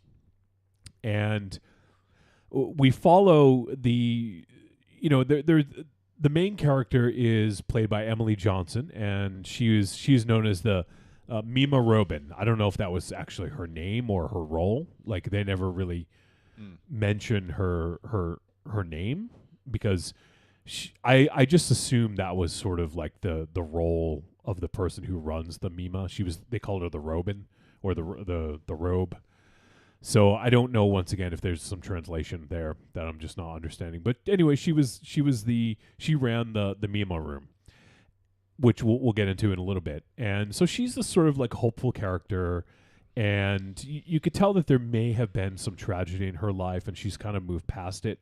Like, there's nothing, they don't allude to anything necessarily, but she seems like a generally happy person who wants to bring joy to people, and I think that's why she enjoys being in control of the Mimo room. And so they arrive on Aniara, and they set course. And so she goes into the Mimo room, and in the Mimo room, it's essentially this.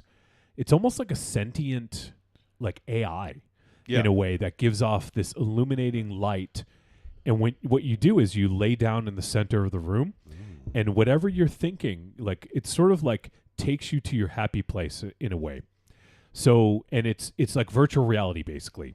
You're transported to this place, and they show Mima Robin, character by Emily Johnson.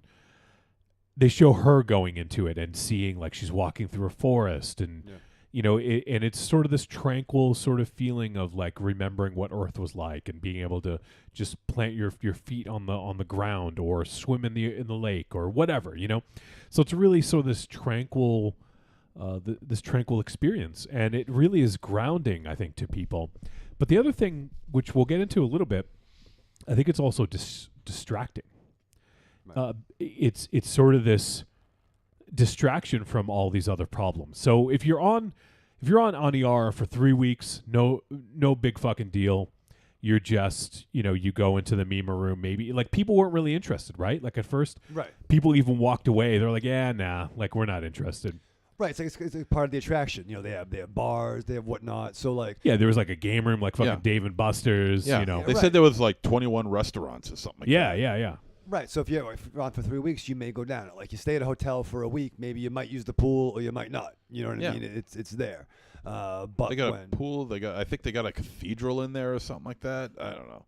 They got everything. Just crazy shit in there. But if this is not getting too far ahead, once the ship gets compromised, and their stay is going to be a lot more than 3 weeks, and once they realize the severity of their plight, that's when a danger room meets commonplace becomes people take an interest in it. And right.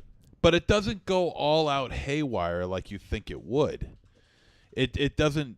It's not like Armageddon where all hell just breaks loose and people are running around screaming, crying, that whole thing. The way this movie is treated is very, very subdued. I was really surprised to find that out. Because after a while, when it's taken off course and they realize what's going on, and the captain, what's his name? Siobhan, played by Arvin Kananian. Yeah, Captain Chiffon. Yeah, Captain Chiffon, played by Arvin Kananian. He comes out and he says that, well, right now we're out of any gravitational pull from any planets right now. So they had their set course to Mars. They veered off that course. And because of what happened, there was some like debris that threw off the engine, and they had to dump their fuel, or else it would have exploded. That's right. Yeah. So, understandable, like like save the people, but since they had no fuel, they couldn't get back on track. So what they said was they had to wait for the gravitational pull of another, not planet, but mass, it's celestial cluster. Yeah, what? Cluster or something. So they had to wait for another like major body to use its gravitational force to go around it and hurtle them back towards their course. So that's kind of what they told people is, it'll be a minimum of 2 years, basically. So this has already turned in from a 3 week trip to 2 years. So people are rightfully fucking pissed. Yeah. Thrown off. Someone was like, I have a birthday to get to, like blah, blah, blah. Like and the all captain's like, don't worry, we'll compensate you. Yeah. When you get there. Good luck getting compensated for 2 years of your life completely gone. So, obviously, I'm sure people didn't know that this was going to be, I'm sure they talked it up and like, oh, yeah, 3 weeks. But I would, so people weren't prepared for this. They had to quickly shift and be ready to spend 2 years on this place. And I think they said they had enough food to last about 2 or 3 months, and then they'd have to start growing more algae, which they were set up to do, but people would just have to eat like this algae stuff as opposed to actual food. Right. But at least they were self-sufficient, and it was kind of a cool ecosystem they had. I think the air was created by the algae, which then created food, and it was just this sort of like very like self-sufficient place, and they were able to keep it going for a very long time. So, but what caught me off was that the fact that, I mean, after the initial shock wore off, people kind of returned back to their regular lives. Granted, you're in a situation where there's really nothing you can do except for just make the most of it. But for the most part, everybody seemed to be in pretty high spirits. I mean, there were even generally so, yeah. There was even a scene where they're on the dance floor, right. and they're getting down with them bad selves. Wow. Which it's like, when you consider the situation that they're in, it's like, Well, might as well make the best of it, right? Yeah, that's all you can do. Yeah, I suppose. But oddly enough, when they talk about how there's very little food, which actual food, and where instead they would have to eat the algae to sustain themselves, there was certainly plenty of liquor involved. Past that 2 or 3 month period where all actual food is gone and they had to sustain themselves on algae, but yet throughout the movie there's an ongoing surplus of alcohol. Well, some you gotta fucking stock up on supplies. You gotta know what's important. I mean, there's a reason why everyone kind of bunked together. There was two people. Alcohol also doesn't go bad like food would, right? Right. Not in Raven's house. Well, it doesn't last in a week. anyone's house. Alcohol just keeps. Yeah. So they could have loaded a ton of it on there, Yeah. So yeah. So the interesting thing about this is, and one other thing I wanted to mention is this film is based on a poem called Aniara, and it is written by Harry Martinson. I was looking to see if I could find the poem. It was written in 1953. Really? Yep. About intergalactic space travel?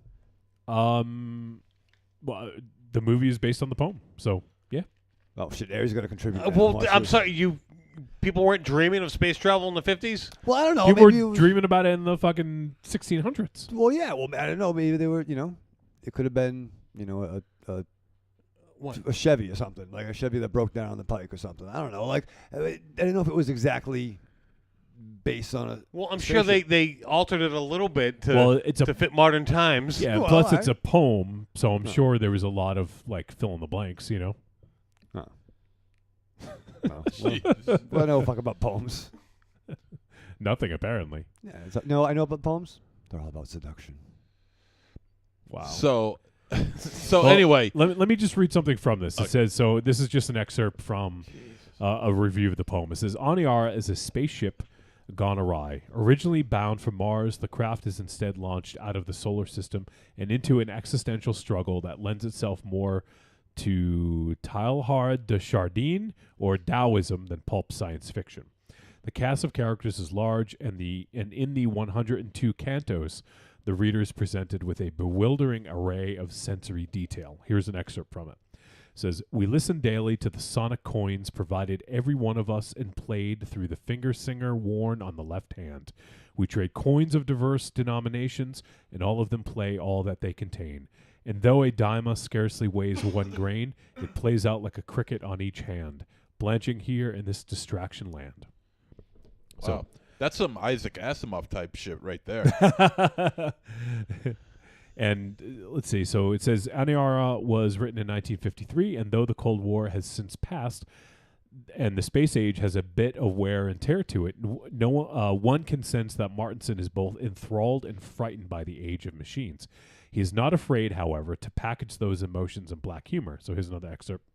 The strangest omens would be seen in space, but since they were insuited to the program of our day, they were promptly forgotten. I guess that's black humor, but I feel it's above my head. So it says Aniara is a space opera in the truest, most literal sense of the phrase. So that's what it's based on. So obviously I don't know how accurate it is. I don't know how the narrative of the film follows the poem, or if the poem just sort of sets the scene of what is taking place. Obviously, the poem says that it was a spaceship bound for Mars. So that part is there for sure. They just wanted to get their ass to Mars. Jesus. You've been waiting this whole review to say that, haven't you? No, actually, it just popped into my head just now. Bullshit. No, I'm kidding. I'm not kidding. The hell with you. You didn't even watch the movie. You shut up.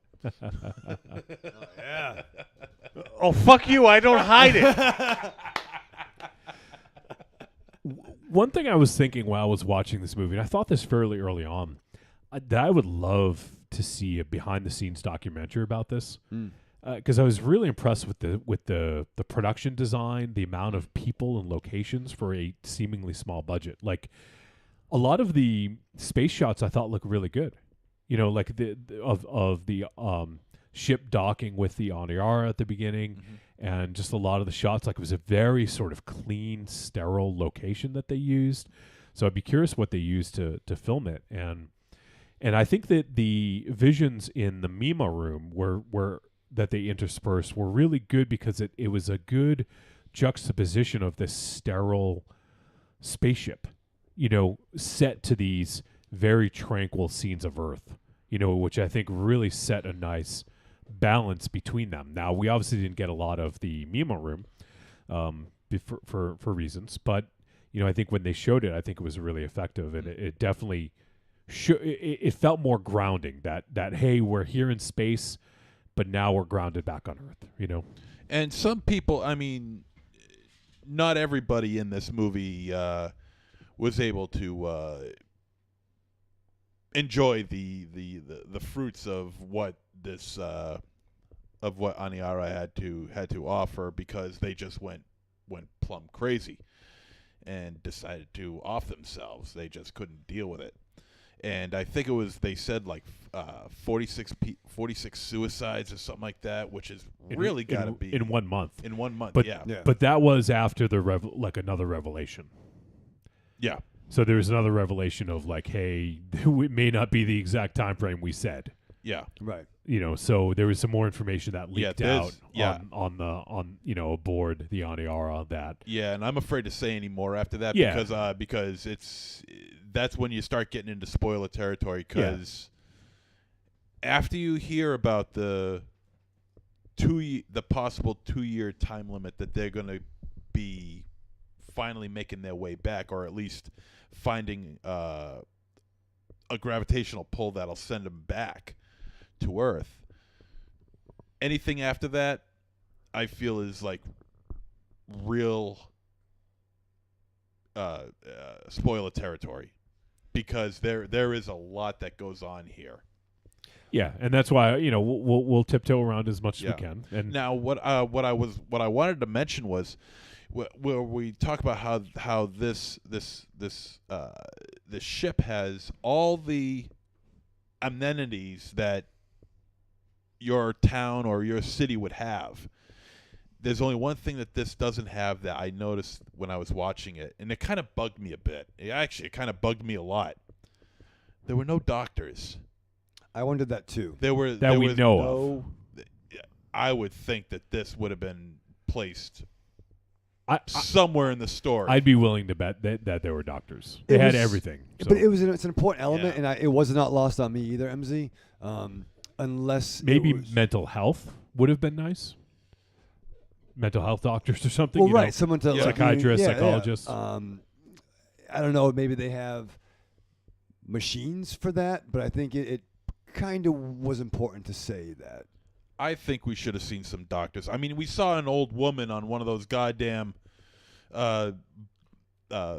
arcade motorcycles, for Christ's sake. Okay, I mean, if we could see that, we should have at least seen a doctor. Did you see anyone get physically hurt and need a doctor?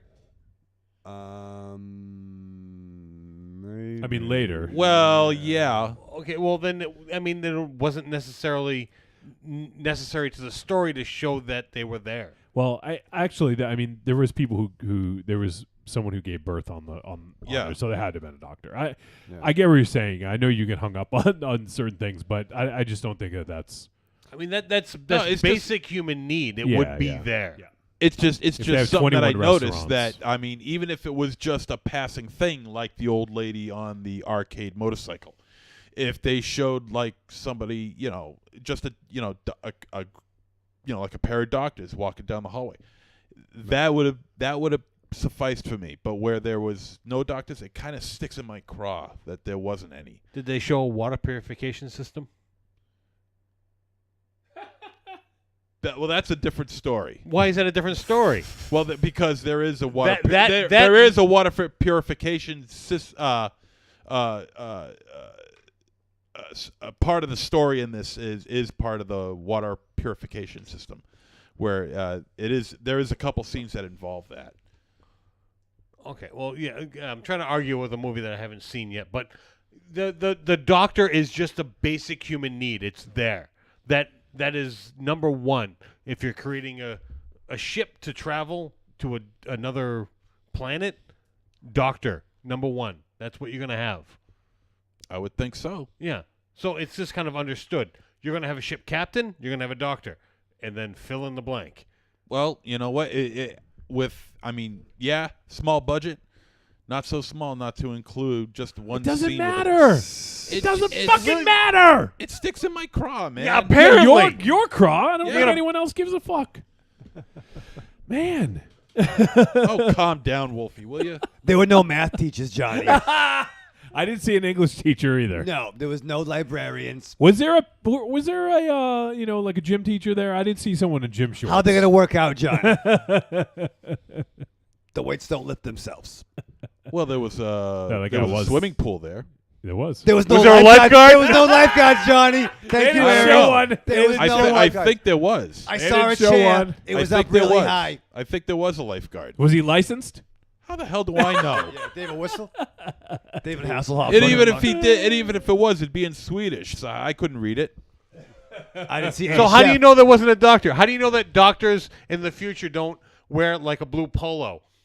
No, like they don't wear the white lab coat. They wear you a have blue no right polo. to say shit. I have every right. You to have say no right shit. to say shit. You never even saw the movie. You don't have to see the movie, Aries. You haven't even seen the movie, Aries. Watch the movie, then you could talk. Wow. I didn't see any chefs. There was no waitresses for those restaurants. No one. I saw no one take my order. I didn't see any Aries bearded condoms either. They didn't have beards in space, Johnny. Ah, come on. No, actually, the they captain use had a condoms. really bad beard. They did. Well, to be That fair, was a terrible It was beard. one of the worst beards I've ever seen. You think it was like a piece? Yeah. Like a fake Oh beard? yeah, it absolutely was. Thank God you said something, because I was afraid. I wanted to get off that fucking doctor shit. So I thought I was going to get crucified for talking about the it was beard bad. on the captain. It That was bad. That was Wasn't that awful. bad, I don't think. Huh? Wasn't that bad? I don't think. It was bad. a blatantly fake beard. Yeah. That's a dime store beard if I ever saw one. What you do is you have the dude grow a beard, you shoot those scenes first, and then you fucking shave. And the you beard. know what? You look at his picture on IMDb. He's got a beard. And he's got a fucking beard. And it's a decent looking beard too. Is it as much of a beard as in the movie? I don't know. Well, That's a fine beard. Yeah, that's a better good beard. question. I don't know. What do you That's think? scruff. That's not a beard. Yeah, that's it's scruff. That's a beard. That's a beard. And Yeah, compared to yours, it's scruff. Sure. Yours is a beard. I have a beard with a capital You B. three motherfuckers have scruff. What are you talking about? Aries is a I beard don't with know. 3 E's. No, I'd say his beard in the movie, the fake beard that he wears in the movie, is almost equivalent to this. Or they could have had him grow a beard in this I think CGI it's a little bit bigger, actually. digital. There was actually, there was I- some times where you could see it was laid in some spots, but not in others, and they had it longer to cover up. Like it just was bad. Yeah, I would say his movie beard was bigger than this. That's really the only complaint I had about it. So like that was the only blatant thing for me was that beard. But aside from that, I think the Mima room was really interesting because once again at the beginning, no one really gave a fuck. There's people who were like, "Oh, this is kind of cool," and like there's a few people in there, and it got to the point where she needed to hire, like she needed more help because she was running it herself, Right. and she basically said, "I need five more people to help me," and she ended up getting 8.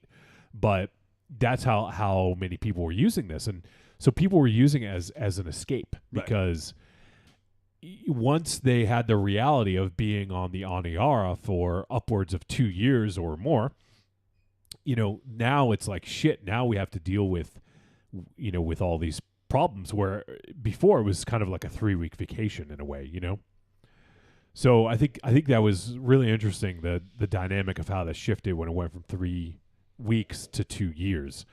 And so then people started coming in droves to the meme room because in a way it was an escape and it was a way to sort of like make them remember home and also to help them forget their problems, of dealing with being in space and being in the, Because after a while, then the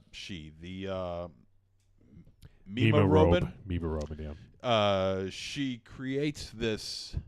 I don't know what you would call it. This hologram stream beam. I think she beam stream or something. Yeah, like that. beam stream. It's like a hologram of waterfalls, a very lush environment. She could create any picture she wanted with it. But they showed this particular one where there's this like waterfalls bouncing off rocks and everything like that, lush greenery, and it's like this giant hologram that's outside the windows of the Aniara. So instead of people looking out and seeing nothing but empty, dark space, they see what is waiting for them back on Earth. And it's this beautiful, beautiful greenery and waterfalls and livestock, and deer and things like that. And it's really, really beautiful. It's really quite neat the way they pulled this one off. Yeah, and that's so that's sort of like later on. But I want to talk a little bit more about the meme room.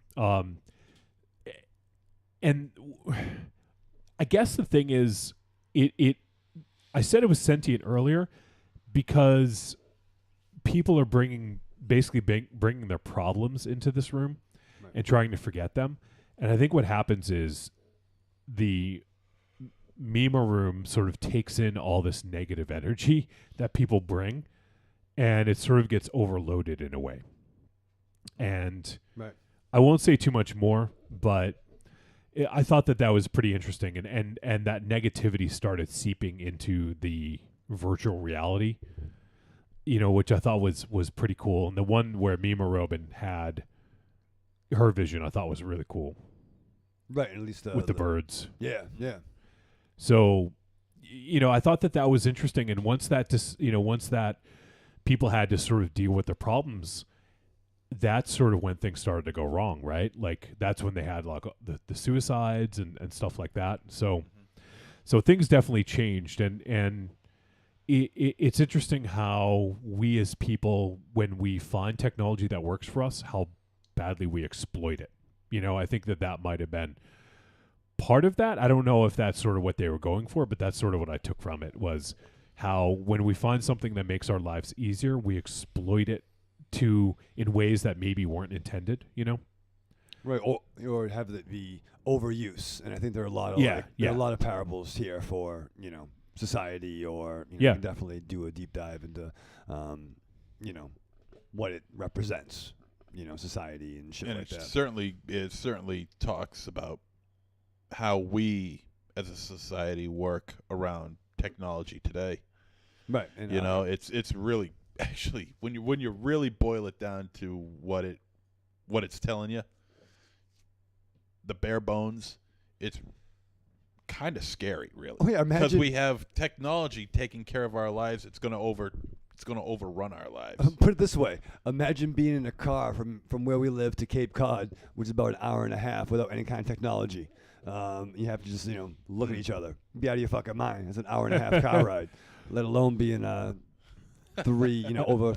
3 weeks or years into the fucking spaceship. One thing I thought was interesting about this, obviously 2001 Space Odyssey is one of my favorite movies, and I know MZ, you're a big fan as well.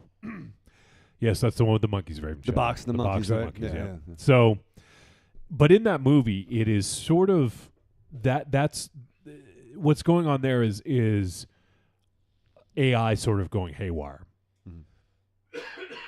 Excuse me. So that's an example of things going poorly. But in this, it feels like humans are utilizing technology in certain ways, and it doesn't necessarily go haywire where it takes over and tries to kill us.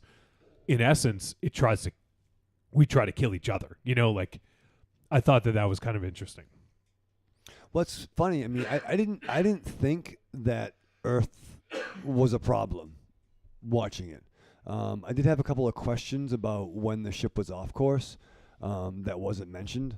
I don't know if I could mention it here. I mean, you don't know what I'm going to say, but for all their talk about what they could do to fix the problem, they never mentioned anything about other vessels looking for them. And that stood out for me. Yeah. Which you would think a ship of that size, of that many people, you know, if you lost, you know, hell, it happens here. We've lost like planes and boats and shit. People tend to look for that stuff. They didn't mention, someone's going to find us. There was no, you know, Space Coast Guard looking for them. Space Force. There's no Space Force. You do know how big space is, right? Well, a little bit, you know, a couple miles. Yeah. See, now you're just being confrontational to be confrontational. Yeah, a little bit. But you know how big the ocean is? Yeah. A lot, like 75% of the world. Drop a contact lens in the Atlantic Ocean and then go look for it. Well, I don't That's have contact lenses. what's happening. I could read Johnny's scripts a little bit more if I had that. But I mean, that's what's happening. I mean, you get lost in space, you're lost. No one's going to accidentally find you. Thank you, Bill Mummy. But I think despite what Endgame tells you, no one's just going to happen upon you. Well, fair. But there's not tracking. There's not tracking devices. I don't know. I don't know how they'd work that deep in space. Other doctors? I didn't see any doctors. Doctor, you know, was still. Yeah, the tracking guy was left behind with the doctor. Shit, we forgot something. Where's Ted? He was late. He had to go get a pizza. Yeah, he was at Tony's Pizza. We're smoking a butt outside. We're leaving in 10 minutes, asshole. I'll be right there. Fuck, they left. So, you know, I think it's an interesting look at technology and how we utilize it. And it's not the sort of like dire consequences of like 2001. I think this shows like overuse of it, you know, of how it can just break or not work any longer, you know. So I thought it was sort of an interesting juxtaposition against you know, like a well-known science fiction film. So, well, I was really swept into this too. I was really caught up in it. And Aries, I know you had a bad day, but if you can revisit it, I'm curious to see what your take would be. You know, it's hard after we're talking about it, but my favorite, what I really got excited about, and just wondering what they're gonna show, is when they would do the screen would fade to black, and then it would give a measurement of time, of how much time has passed from the last installment. And I really got caught up in what are we going to open up to? You know what I mean? 'Cause I didn't know where it was going to go. Because on one hand, it didn't do from what I took away from it, the classic shit. Maybe if it was an American movie, you would see some of these fucking tropes. Like, you know, like in, say, once again, this wasn't a ship, but like in The Mist. You know, how fucking it took people to like break into either a religious group, or people didn't do, you know, fucking really bad shit to each other. There weren't like assaults that we saw. You know, it wasn't like a weird bro jock mentality. So wondering where they were going to go with what happens after X amount of time in space. That's what I found really interesting. You know what I mean? Like, it wasn't obvious shit. Yeah, and the time jumped around a pretty good amount. Like, I think I want to say it was like day 1, day 3, or like 3 weeks, and then like a year. You know, so they jumped around pretty freely. So, you know, it was interesting to see, like where they're going to be next, or whatever. So, it had great opportunity because they could show anything. Yeah. You know what I mean? They could do, I don't know, would it fall in the cinematic shorthand where it's like, hey, we're going to be rescued, we're partying. You know, 4 years later, and it's like fucking, you know, Mad Max in a spaceship. Yeah. It didn't happen, but like you're wondering, that'd be fucking cool. You had me for a second. Right? Be fucking good. Like, yeah, we're fucking. Oh shit. And they're fucking. Oh, there was some fucking. Oh, there was some Yeah. nice. There was some nice. There was some nice lesbianism going Jesus. on. And then it becomes, gratuitous, like with Monster Zero talks. But then it wasn't gonna go there. She was equal opportunity though. Oh, what's wrong with lesbianism? Yeah, she was. She I'm a went, big fan. She went both ways. Yeah. Yeah. Nothing wrong with that. Many times. Many time, Tammy. So, I thought, and that's sort of where you were going, Raven Shadows. I thought it was interesting to see sort of chaos reign when, and it became sort of this microcosm of society, right? Because without giving too much away, there are people who are worshiping space, basically, and as almost like a deity, Right. And then there were some other people who worshiped Mima, I thought it was pretty cool. And so without these the pleasures or escape of Mima, everyone kind of had to create their own sort of escape, But I think also cool. They also, gave people jobs. Yeah. And they taught, we have various people of various ages, and you also have some young people, train them. There was we didn't see teachers, but there was education. So, we didn't see so teacher. there was a doctor then? Someone became a doctor? Maybe. Ooh, I was getting a drink. Probably went upstairs during that. And one other thing I thought was interesting is Chiffon, the captain, talks about about hope. He wishes he had mentioned something earlier because once he makes an announcement, it introduces hope to this situation where things start to improve a little bit. Right. And he sort of makes the comment oh, I wish we had mentioned this earlier, And I think it just shows how even having the slightest glimmer of hope can really rejuvenate people and really push people. Yeah. Right. And I thought that was interesting because things seemed pretty dire for a lot of people for a little while, and then some hope was introduced, and people all of a sudden felt differently, But then there's always just that solitary, being on space and being in space and this cosmic dread that some people couldn't deal with, as we saw in the movie, where there was that one heartbreaking scene. I won't say too much, but oh yeah, I know. Oh my god, that was fucking. There's a particular scene that, without showing anything, told you a lot. Yeah. Especially a certain sound. Yeah. That was my morning. This was 5:15 in the morning. Is me watching that scene. Awesome. That's how you wake up in the morning. Yeah, I'm gonna put the news back on. Was that a good day? That day started off okay? Yeah, it's better than some. Not better than some main characters. I haven't caught up with the chat room, but this was a while ago. Code Blue, our boy Will, says, "Is this sci-fi Gilligan's Island?" I actually thought about Gilligan's Island during this movie, so I guess that was where my mind went when I heard 3-week tour. Yeah, right. I wonder if there was some sort of. Was that what it was in Gilligan's Island? 3-week tour. 3-hour tour. Oh, 3 hour. Okay, yeah, that's right. Which leads the fucking joke is why do they have so many fucking clothes? Well, that's one of the running if gags. I haven't seen it, but if it's not a return trip, if they're going someplace, like point A to point B, and then they're getting off, and that's it, their destination, they're going to have everything they need. But no, I thought Gilligan's Island, they were just going a tour around a local landmark. Yeah. Oh, what? Okay. Yeah, You're arguing just a Gilligan's Island. Yeah, it was like they were just going a 3-hour tour, and they were stuck on that island for 15 we're not going to get years. into Gilligan's Island. But how big? There was a tiny fucking boat too. Yeah. And No, Mrs. come on. Who was Mrs. Lovey Howell. Thank you. Johnny. Yeah. Don't end it. Guess just watch the movie next week, Eric. First time Mike says, "In the depths of darkest space, no one can hear you scream. No one can hear you scream." That's right. And he also says, very true on the liquor. First time Mom and Pa have some liquor, almost 40 years old. They have quite a kick. I mean, I don't recall seeing the coming Harlem over. Globetrotters on the Aniara. Yes, that'd be fucking. That's a movie. That would have been something. Yeah, there's no that would have basketball been club. something. So I don't know if there's too much more we can talk about without getting into heavy spoilers. We jump. I don't want to even say about some of the time jumps because they're pretty interesting. Off air, I want to talk about the ending. Yeah, so do I. Yeah, we'll do. I guess we'll do that off air. We haven't done the spoiler in a while, but I just don't think it's worth doing for this because it's not like a major revelation. But there's some cool stuff that happens later. So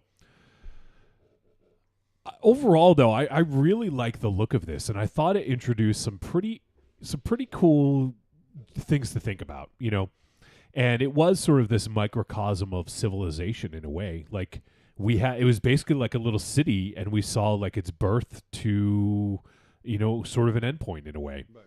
And I thought that was pretty interesting. It was like this little microcosm, and you can see it's almost like human nature is like we're our own worst enemy, right? Is sort of like what I took from this.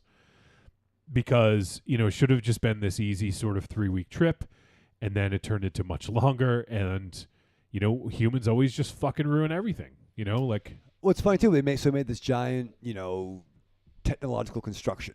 This giant, a planet ship, right, to go into space and bring all our fucking shit to the other fucking planets, where we've already probably set up our own shit. But the debris was man-made, right? Mm-hmm. So like that came from somewhere. Yep. So kind of is that, man's been fucking up man shit since fucking BC. Man's been fucking up man shit since BC. It's not a stupid argument. I mean, yeah. What's that? How's that saying go? If you don't recall the past, it'll get you in the future or something like that. I don't know. Well, I think those who don't know the past are doomed to repeat it. Doomed to repeat it. Yeah. In summer school. Nah. Yeah, and it's just man kicking itself in the ass. It's that's really what it is. It's just we're really not. Maybe we're really not meant to go out in space. Right. Like, slow it down, guys. You get Earth. You can fuck that up. Yeah. Yeah, let's take care of Earth first before we start destroying outer space. The other thing too is they weren't. I got the feeling that they weren't the first people to go to Mars either. No, I mean I pictured Mars being fully because they colonized. They seem to know a pretty good amount about it, and some of the people. So I think that this was just sort of like a normal trip. Although that's interesting too, Johnny. Because that was one of the ways to kind of get people under kind of control a little bit, and the Mima Mama, Robin, Mama, what Mima Mama? The Muma Mama. What did you say? I think that's not far from what I said. Mima Robin. You said Mima Mama. Yeah. So Mima Different. Robin was trying to get people to calm down. They're like, well, listen, what do you fucking think Mars is? You think that's a fucking picnic? I'm paraphrasing. But you get a sense where it was almost like a landscape, too. Like it was like a Wild West frontier. Yeah. Now that we're thinking about it, it's like going from... True. Well, even if they settled it, it's still a fucking cold-ass planet. But you're still in Mars, right? You're not going to be able to walk out into these lush forests. It's fucking Mars. If you went from, New England in the 1800s to go out to fucking OK Corral, it's a different, Maybe Golden Corral. Golden Corral, yeah. All you can eat. Now, all the algae you can eat. Now, what I thought, what caught my eye, and I don't think it has anything to do with anything, but I'm putting it out there just in case maybe somebody might know. One of the men in the control room, just as the Aniara was being launched, looked like he was a pretty severe burn victim. Oh, yeah. And then you got one of the passengers on there who looks like half her face was melted. Yep. And then there was another woman who looked like she had a very bad skin abrasion on one side of her face. Yes. And I'm trying to figure if that has anything to do with past trips to Mars at all. Or Earth too, right? Yeah. Could have been something on Earth. I mean, I don't think it has anything to do with anything, but I just thought it's kind of odd to have those characters in there. So my thought was, obviously we're talking about sort of going to Mars. Like I think is it Elon Musk wants to create a yeah. So that's something that's being discussed. So is it a good idea? I don't know. But the way that we're using the planet right now, in future generations, we may not have a habitable planet for people to live on, So that is sort of this big existential dread sort of thing of what are we going to do in the future? Obviously, it's not going to matter to us, but maybe our kids' or their kids' I don't know. But at a certain point, we are going to destroy this fucking planet. Mm-hmm. So probably a lot sooner than we think. Yeah. So it is a concern, and I think that it is something that is relevant now, especially with global warming the way it is, and all these deniers of global warming. Oh, fuck. Yeah. Global warming doesn't exist. Right. Basically, It's pretty good. Basically, our government. So, all right. Well, is there anything else you guys wanted to say before we head to a verdict on this one? Anything else you didn't get a chance to talk about? All right, let's do it. Trick or treat, baby. I wonder if people would say you're a trick or a treat. Trick or treat, motherfucker. All right, verdict time. We're going to let you know whether this flick was a trick or a treat, and any final thoughts you may have. Raven Shadow. Yeah, I like this flick. I did. I was along for the ride, and as mentioned before, I'm glad it didn't do obvious cabin fever type shit. You know what I mean? And I enjoyed it. The ending, I said I really want to talk about it, and I do have some questions on it, and I don't want to spoil, especially as I think it's really the journey, much like the passengers, is the best way to go into it is as blind as possible. So sorry if you heard this show, but I'm a little hesitant on the ending. I don't know what to make of it, and that's just kind of gonna hinder my thought process of this. But overall, I would say I really enjoyed the space shots, what they used. I like the effects. I think they were more than passable. I mean, was it fucking James Cameron Avatar 5 or whatever the fuck? Maybe not, but I really enjoyed it. I would still kind of have to give it a tepid treat though. But overall, I did like it. Didn't love it. All right. Yeah. Cool. MZ. I dug this flick. There are a couple of jolts to the system that it took me several seconds to get over. I'm not going to say about what, but there are a couple scenes in there that made me say, "Whoa, hold on!" And because I was so involved, in the storyline that when certain things happen, I just had to take a step back and say, "Holy shit, what? You got to be kidding me, what?" So, and I enjoy that. I always enjoy that. So that keeps me on my toes, and this story kept me on my toes. And I like the movie. I like the performances. I thought the performances were really quite good. I thought Mima Robin was very good. Very sympathetic character as well. The visuals were really quite nice. Not bad for a cheap budget, apparently. I really have no complaints about this flick. The only nitpick is the doctor, but that's a nitpick. It's a nitpick.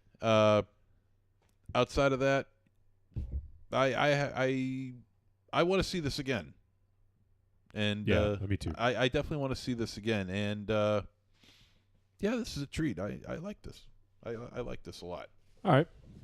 Aries, based on what you've heard, are you interested to check this? From what was spoken of here, even though there was no mention of a doctor, I am interested in seeing this movie. Like I said, I am a sci-fi fan, and the concept of this is interesting to me. Whether I will or won't check it out, I don't know, but I am interested. All right. So for me, this was also a treat. And I think it's really impressive what they were able to pull off with this in terms of visuals. Like, once again, I couldn't find any budget info. I didn't look on, let me look on Box Office Mojo, and I doubt it's on there, but let's see. It is, production budget not available. So it's hard to tell. I can't imagine it was a huge budget, but I think with whatever they had, it's really impressive what they were able to pull off. I think they managed to mask the budget well and make it feel like this giant film that takes place in space. And that's tough to do. And I think they pulled it off. And I think that in sci-fi, like, one of the things about horror we talk about, like social commentary is a big thing. But in sci-fi, it's almost like this existential sort of like ponderance of like, what are we? Like, what do humans do? Like, it's sort of these questions that are posed when it comes to science fiction. And I think it's really interesting. And I think this fit in with that. And I think it definitely got you thinking about sort of, you know, our role within the universe and like how we fuck things up. You know, we can't fuck, you know, we fuck things up here. Like, why wouldn't we fuck things up elsewhere? So I just think it's interesting. And it's an interesting commentary on human nature and also with technology as well. So I think it had a lot to say in that regard. And like MC said, this is one that I definitely would like to check out again because I feel like there's a lot that's going on in it, especially the time jumps, that I think once you know about them ahead of time, the second time you can sort of take them in and understand them a little bit more and maybe connect some of the dots. So yeah, I think this is a pretty interesting flick. It is a Swedish flick, so just letting folks know. Subtitles, and there is a pretty good amount of dialogue in this, so you definitely have to follow all the way through. But it flows very well. Yeah, like it's not. Yeah, I never like really got lost or anything like that. So, but yeah, it's really a cool flick. So if you guys, it's not much horror. Like I said, there are maybe some elements of it in terms of like this, you know, kind of like dread, this feeling of dread being in space. But other than that, there's not a lot of horror. So, but it's more of a sci-fi drama, and there's a lot of interesting stuff going on. So I think some people out there will dig it.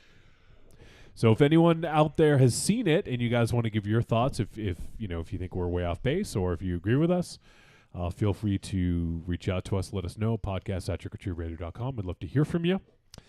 And that is going to wrap up our discussion of Aniara. Now next week, we are doing a flick that I've been looking forward to. This played at the Boston Underground Film Festival.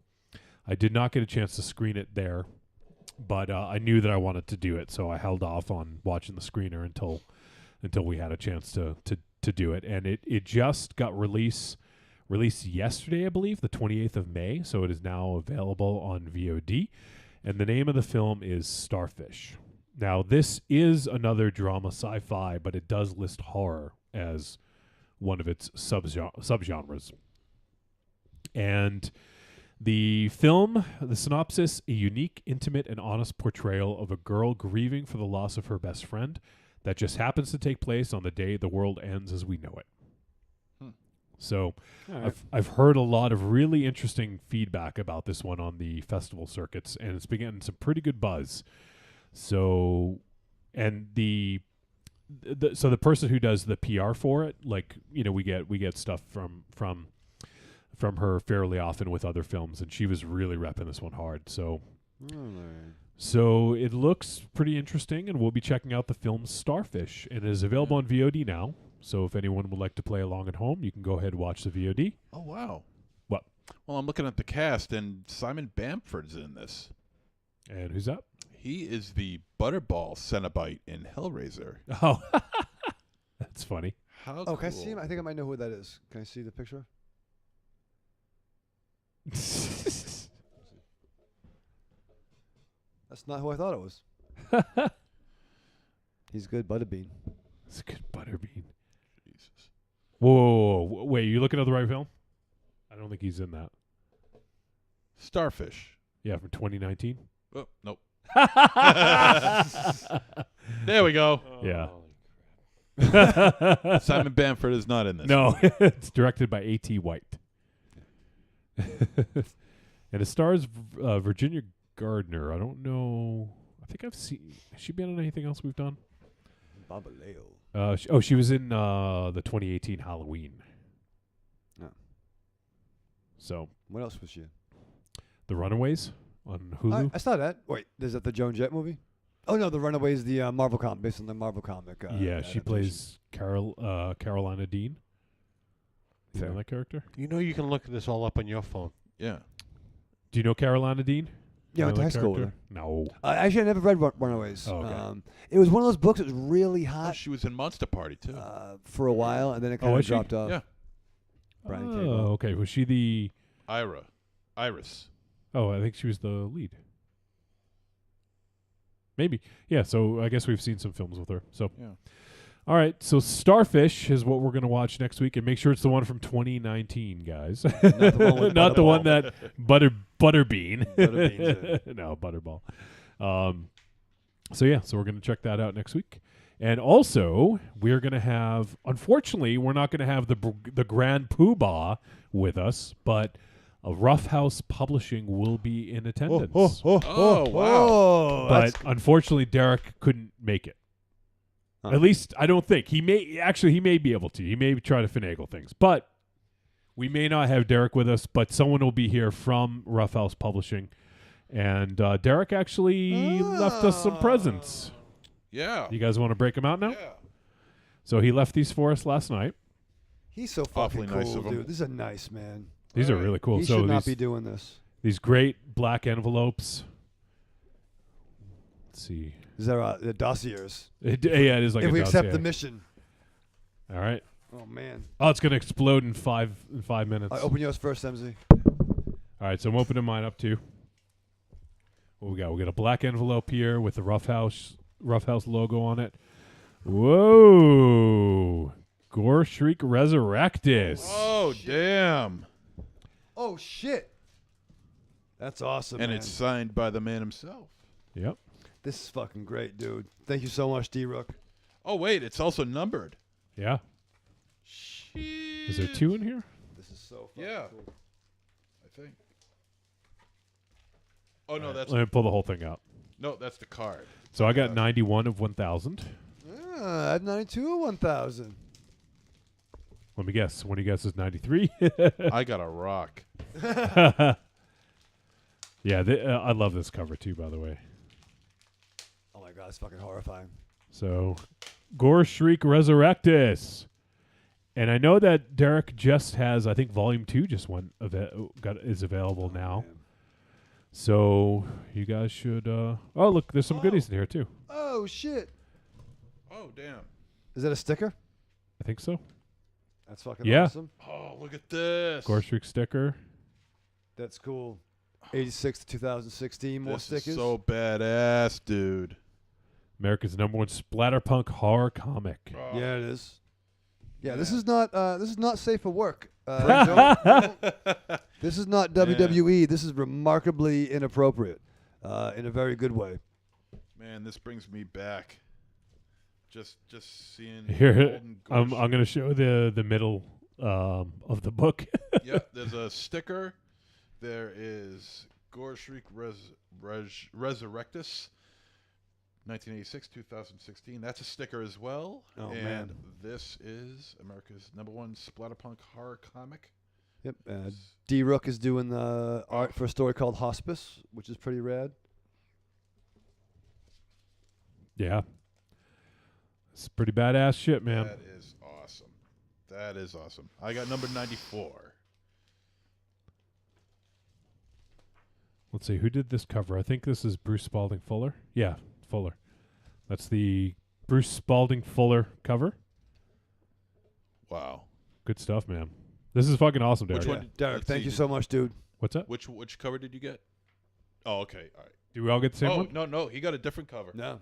And he got a different cover. Let me show yours. Yeah. Who did yours? Derek did yours. Bombaleo. That's badass. We'll see if the middle's the same. Yep. Aries auspices, is different okay. too. Yeah. You got different cover, Aries? So this is the D Rook cover? You got the Matt Carr one, I think. This is Putrid. Yeah, Putrid Matt, I think. He's fucking awesome, too. Do you guys remember we had Putrid Matt on the show? Yeah, we did. He was awesome, too. Yeah, he was fucking great. This is so cool, man. Yeah, this one might get framed. Wow. Very cool stuff. Thank you very much, Derek. Thank you, Derek. Yeah, this thank is you. too kind. Thank you, Derek, really. And we will see Derek at ScareCon so we can repay our appreciation to him. Ooh, lots of verbs being thrown around that. First time Mike in the chat room says, "Oh, I'm so jealous." That's fucking cool, dude. For a price, I'll sell it to you. Wow. Wow. No, I'm sorry. Did that go out? Nice fucking guy. Nice fucking guy. He's got a war now. Oh shit! I just lost my. Hey, first time Mike. Imagine how many times we've been jealous of you. Now it's your turn to be jealous of us. Right, perfect. Thank you so much, Derek. Yeah. That is just balls to the walls, badass, awesome. Thank you. I lost my stickers. I had to reach down to get them. Ease a teat bag. Yeah, this is super badass. So Yeah. next week we will have some folks from Rough House Publishing joining us in studio and maybe on Skype as well. We'll see. We'll see what happens. Derek was a maybe. So, but if not Derek, we'll have some of his cohorts. So that should be fun. Yeah. Some fellow ruffians. Some fellow ruffians, absolutely. So looking forward to that. So that's next week. But now, Raven Shadow, you may get to go have another break. You guys want to take another intermission? Yeah. Sure. No, let's keep rolling. Listen, Aries. What? Let me hear it. Yeah, what were you going to say, Aries? No, I think, once you got to really be able to, call some decision making, you got to see a movie, once in a while. Oh, Jesus. You're the one to talk. Listen, it's a bold new era, okay? Era. Hello. All right, MZ, how long until we're back? Hey, we'll be back in 2 and 2. The following message is a paid advertisement for the Cult of Muscle podcast. The Cult of Muscle. You're either in it or you're dead. It's the dawning of a new age. The halls of Valhalla have been shuttered. The heroes of yore have either retreated to the shadows or taken to capering for the amusement of the small folk, their past glories a distant memory. The barbells have been torn from their once puma-strong grips, the beards shorn from their square jaws, only to be transplanted onto flannel-clad, puny weaklings with fingers barely powerful enough to strum a ukulele. The time has come, my brothers, to restore order from the chaos. No longer will our heroes be forgotten. No longer will their great deeds be viewed through a foggy lens of irony. Hear now our rallying cry as we scream it from the mountaintops, as we bellow it from iTunes and Libsyn and Facebook. It's time to join the cult, my brothers. So don your cloaks and enter the Cult of Muscle. I'm Alex West. And I'm Andrea Subasati, and we're from the Faculty of Horror podcast. And you're listening to Trick or Treat Radio. Hello. This is the Sasquatch, a.k.a. Bigfoot, but you can just call me Frank. And when I'm not stomping around the woods throwing rocks at hunters, I like to listen to the Paranormal Punchers podcast. That's right, Paranormal Punchers. They talk about all things paranormal, and they're hilarious. Go find them on iTunes, Stitcher Radio, Google Play, and ParanormalPunchers.com. This is Chocolate Beast. You're listening to Trick or Treat Radio, but you should be eating nougat.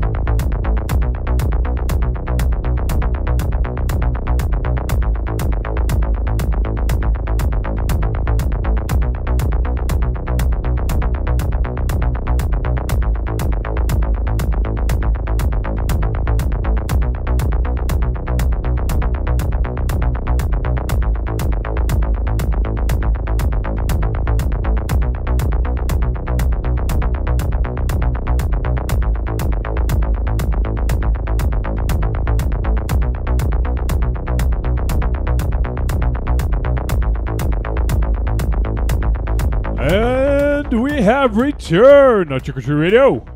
That was the fastest 2 and 2 in history. Yeah, it was pretty quick. Ran down to go to the bathroom. We're already back. All right, so get some voicemail soon. Everyone's still packing up their gore shrieks. Yeah. It's cool stuff, huh, MZ? God damn, is he talented. Yeah, he is. Jesus Christ. And he's a good dude, so it's I really want to see him and Roughhouse do well. Yeah, he's genuinely one of the nicest guys. If you ever get a chance to meet him, he's genuinely a really nice guy. So if you want to go to Scarecon and meet Derek and Roughhouse, yeah, you can. Just that whole contest we're doing, just send us a picture of you listening to Trick or Treat Radio. Whether we it's do the have audio podcast or the video. We do have one entry. We do? Yes. Oh. Was it a post on the group or something? I believe it was. Oh. I didn't see it.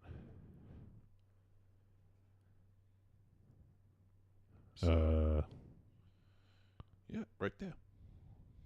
Creepy girl. Oh. She want to go to Scarecon? Maybe. Oh, yeah, I see it. Okay. Well, Creepy Girl's in. We'll have to ask her if she can actually attend. Because if not, then we'll have to take her out of the running. I don't know. Yeah. So, all right. So, yeah, next week, I'm going to talk about the film Starfish, and then we're going to have Roughhouse Publishing, some of the Ruffians in studio, and maybe on Skype as well. We'll see. We'll see what shakes out. But there's going to be a takeover, a Roughhouse takeover.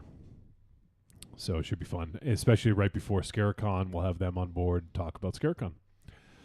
So, let me see what we got for voicemail here. We got a few. Oh, we just got a couple from First Time Mike. Looking forward to hearing those. All right, I gotta get these ready, MZ. I forgot to put them in the right folder. So, kill some time for me.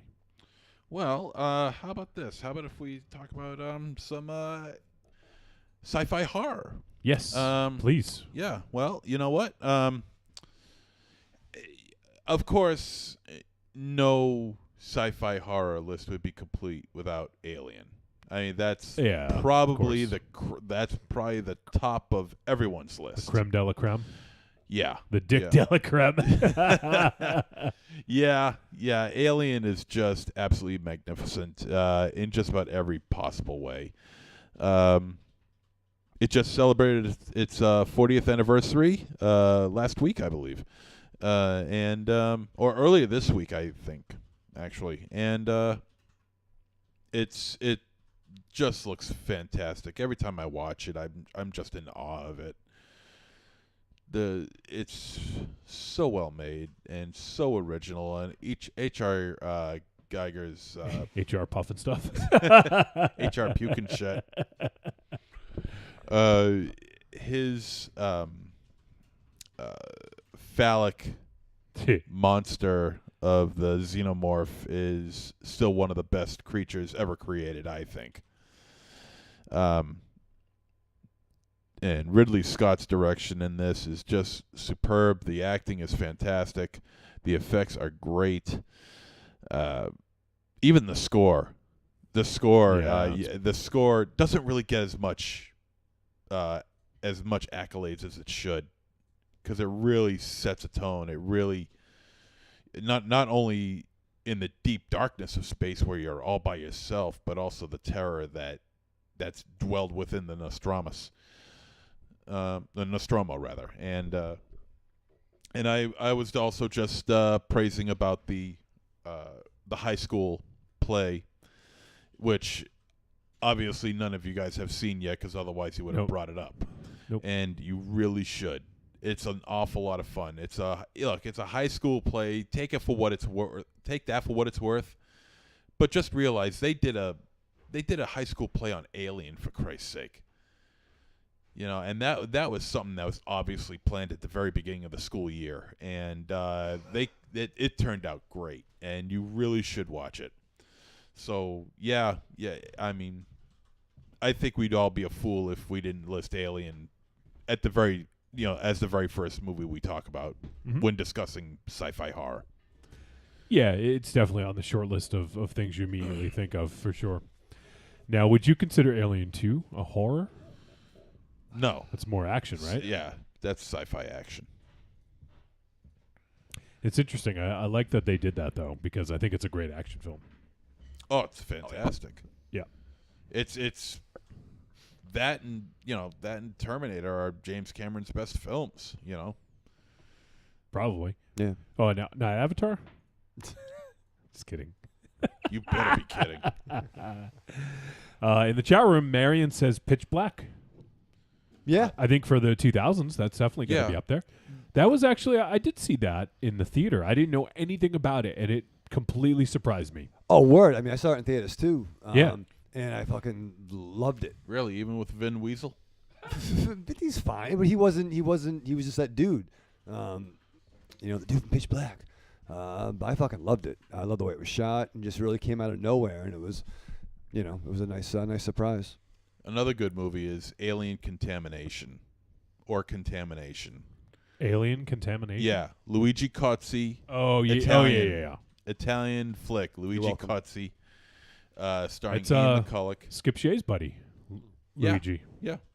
Hey, I know Luigi too. Oh, okay. Sorry. Yeah, sorry. Yeah, how dare you? I've worked with the man. Oh.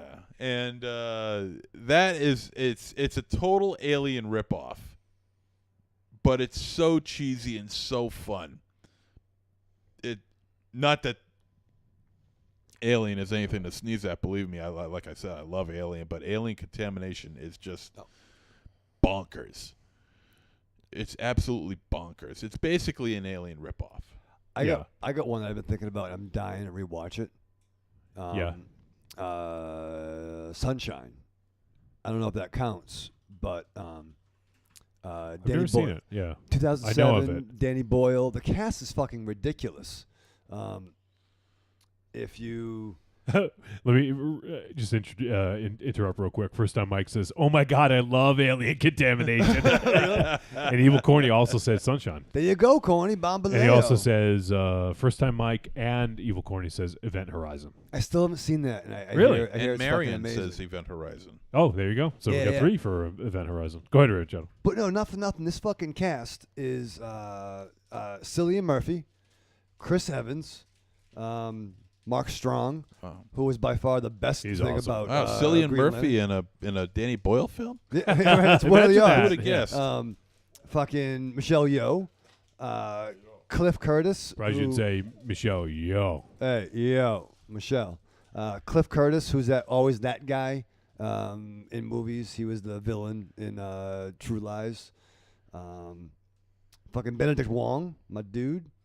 And a bunch of other motherfuckers. But no, I really dug that a lot. And I haven't seen it since probably 2007, 2008. But I would love to see that again.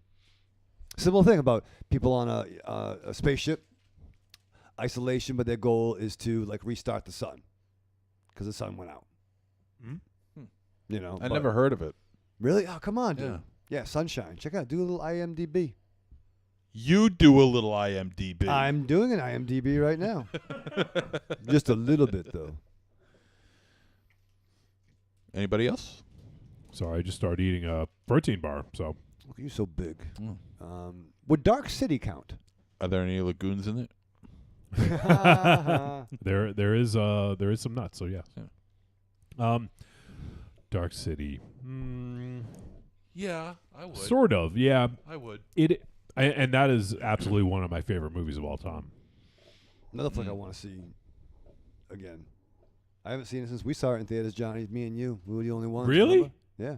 You haven't seen it since then? No, I'm sorry. I did because I bought it. So yeah, I saw it once since then. Yeah, fair. I have the director's cut, and I haven't seen the director's cut. Really? I've been waiting because T-Dog hasn't seen it, and I've been waiting to watch it. Nice. It's fucking brilliant. Alex Proyas directed it. That was his follow-up to The Crow. He did The Crow and then Dark City. Yes. Did David Goyer? Yeah, he wrote it. Write that? Yep. Yeah. Yeah, that's when he was, before he got into comics, I believe. Early on, and then when we saw it had kind of a comic. Oh yeah, definitely has a comic vibe to it. Yeah. But no, I'd love to watch that again. Yeah, it was. Let me see. What, Crispin Siswell, who's the actor? Rufus Sewell. Rufus, yeah. Yeah, David Goyer, Lem Dobbs, and Alex Proyas did the screenplay. So, yep. But yeah, Rufus Sewell, he didn't really. I mean, he's had bit parts, but he's never been like a leading man in too many other films. But I really liked him in this. He was kind of like Isaac before him. Yeah, could see that. William Hurt, Kiefer Sutherland, Jennifer Connelly, Richard O'Brien. Oh. And a bunch of other character actors that you'd probably recognize from stuff. But yeah, it's fucking awesome. It's such a great movie. If anyone hasn't seen Dark City, I highly recommend it. Yeah. Yeah. Highly recommend it. Had some like sci-fi Hellraiser, crossover a little bit. Well, I wouldn't say Hellraiser. Well, not Hellraiser, but they got kind of like little Cenobite looking dudes. I guess, but and maybe all the other Alien films, regardless of whether they're good or not, doesn't matter. Well, 1 and 2 are fucking brilliant. Yeah, but Aliens isn't a horror. No, it's action. It's action. So then, what about Jason X? That qualifies. Sure. It's a movie. So I just did a search just to see some others that we may not have thought of, but Under the Skin is one that we reviewed. You guys remember that with Scarlett Johansson? She was kind of provocative in that one, wasn't she? Well, she basically seduced men and then killed them. So yes. Nice. Remember that it was in that black. They would kind of walk into that pool. It was all black, and she would kill them. Yeah, I gotta watch that because I think I might have faked it during then. Jesus Christ! No, I'm sure it was a fine film. You didn't see it. I think I did. Was she nude in that? You did say because she did gear down as you said. Yeah, well, I'm gonna watch that tonight. Parts of it anyway. What parts? Well, the good parts. Jesus Christ! No. Did you guys see Annihilation? Speaking of Oscar Isaac. Annihilation. It was with Natalie Portman and Oscar Isaac. It came out last year. That was the one. Yeah, it was like she was. Sounds familiar. Yeah, she was in like a jungle type thing. Yeah. It was really good. Yeah, I was interested by it. Kind of, she had like almost like a mostly female like team too, right? Yeah. It's very good. I highly recommend that. That might have been one of her last pictures, right? Not that she quit, but like, has she done much since then? It was one of her most recent photos. Yeah. This calls The Mist a sci-fi horror. I saw that, and I wouldn't call that. I wouldn't sci-fi. either. I guess that's straight. That's straight up horror with a sci-fi background. I've been kind of biting my tongue here a little bit. There's a lot of sci-fi and horror kind of go hand in hand.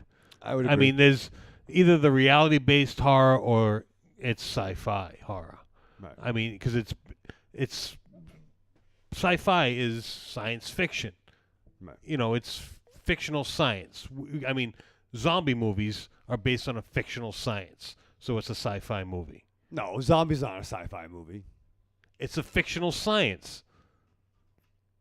The dead coming back to life is fictional. Maybe you. No, I get what he's saying. Yeah. I don't necessarily agree with him, but I get what he's saying. But there's two types of horror movies. There's a reality-based horror movie and the science fiction-based horror movie. Like Haunted House movie is a straight up horror movie. Zombies, it is science based. Science is used to create the zombies. What if they're magic? What if nothing? That we're not talking about what if this or what if. We're talking about what if in science fiction and fictional movies. There's no what if involved in that. What? Don't look at me. He's the one asking the question. I don't. What? Well, no, I don't think. I think it's all movies are or not all, but a lot of movies. Yeah, a lot of movies have a science fiction base. Yes. Right, but what if they're magic-based zombies?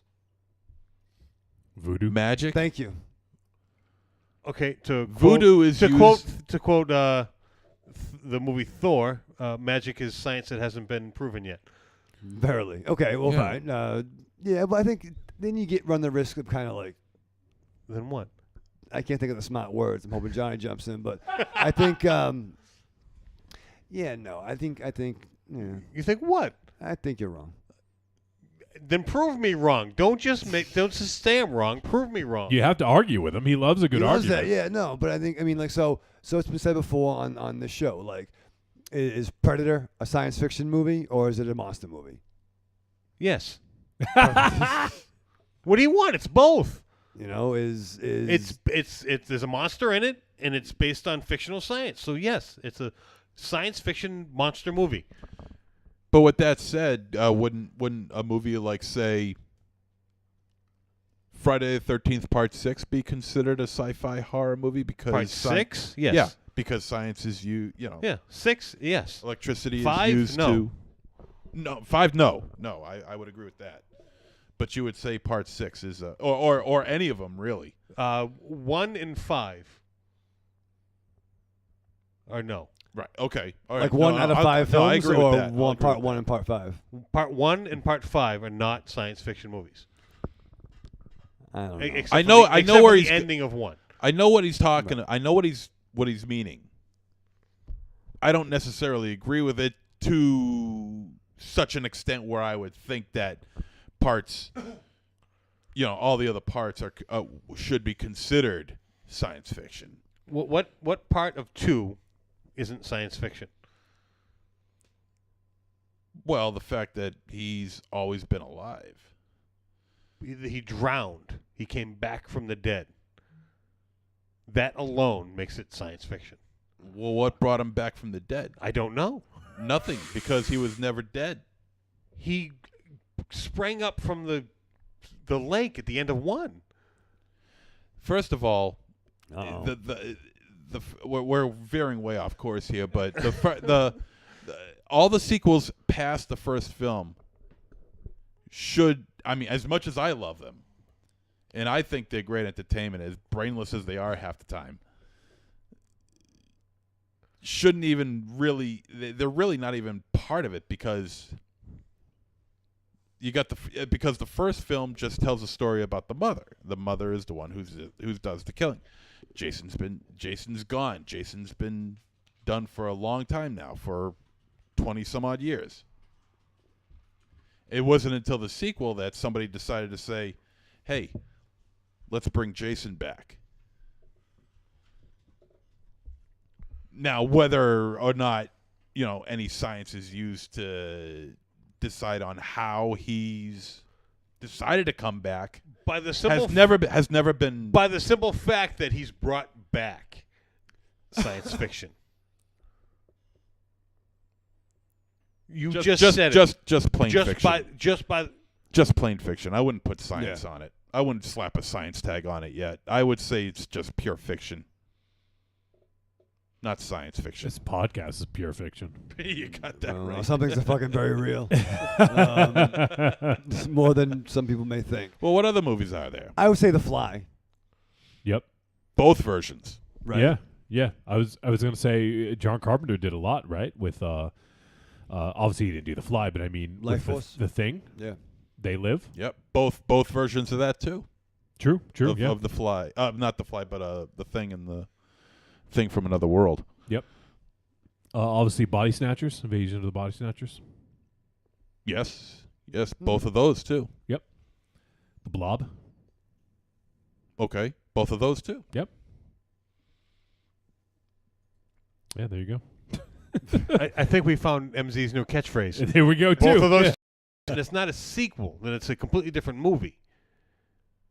Well, one has S at the end of it.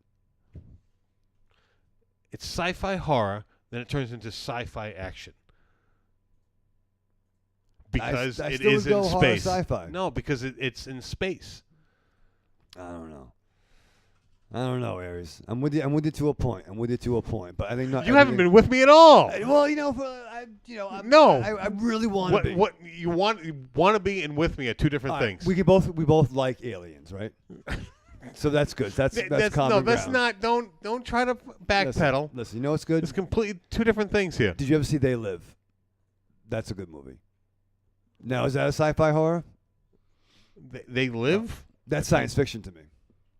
Yes. Okay, I just heard from Creepy Girl said we're back on. Wait, it says right there. Right here. I wasn't Can't you looking read? at that. I wasn't looking at that. I was looking at... This is where you spend most of your time staring. You talk to these names. I was posting... He immediately had to contact Creepy Girl. Creepy Girl. Oh. No. Oh. Hey, Creepy babe, Girl. how's it going? Hey, No, babe. No. Creepy Girl contact me. Oh. And meanwhile... But you respond. I bet you responded before you talked to us. Meanwhile, see, I put that up, too. Well, we didn't Speaking of lose our science monitors. fiction. The computer. It was the computer. So I had to restart it. But we're back. We're back. We're back. We're back. We're live. The backup recorder saved our asses. Nice. Thank you. That's fucking some science right there. Thank you, backup recorder. Thank you, backup recorder. That's science fiction. Yeah, that's science fact. I think Aries is out of his mind, Johnny. I was a little busy, so I How wasn't am I out of my listening. mind? I think you're a little. I think you're trying to be outrageous, but no. I am not trying to be. Because he This knows is something how? I've felt for a long time. Yeah, but not every movie is science fiction. No, I didn't say every movie. Yeah. I said a majority of the horror movies. They're either factual based or sci-fi based. But that goes down to all right. So is Iron Man a science fiction movie? Yes, It's a superhero movie. but there's science fiction in it. You do understand that, right? No, I do. No, Captain America is a science fiction movie. He's fucking real. Okay. Steve Rogers is real. He's real. All It's right. funny. I actually work with someone named Steve Rogers. That's fucking awesome. Did you call him Cap? Oh, I'm sure he never heard that one before. I would. I don't care how many times you heard it. I would do it all day long, even if he told me not to. All right. So, have you guys got that out of your system, or is it still even Anyone else wanna fight? less clear now? I'm more confused. How could you be more confused? Really fucking easy. No. Apparently. No. I'm with you. I think. No. I think. No, you don't think. All right. Everything's science fiction. Notebook, science fiction. It is. Yep. Apollo 13, science fiction movie. Spaceships in it. Sake. All right. Well, let's get some voicemail. What do you think? Let's do it. Fiction voicemail. This is someone we haven't heard from in a long time, and he's going through some pretty rough stuff now. But let's check in with our buddy Jethro Namaka. Oh, shit. Hello, guys. This is Jethro Namacon. It's been a long time since I called in. As some of you know, I've been fighting cancer. That sucks. But also, I'm hoping if I'm still around in September, I'm wanting to go to Horror Hound Weekend in Indianapolis. I've never been to one, but I hear it's good. I got a recommendation. So I was just calling to see if any of you guys were going. And if so, maybe we could, meet up or something.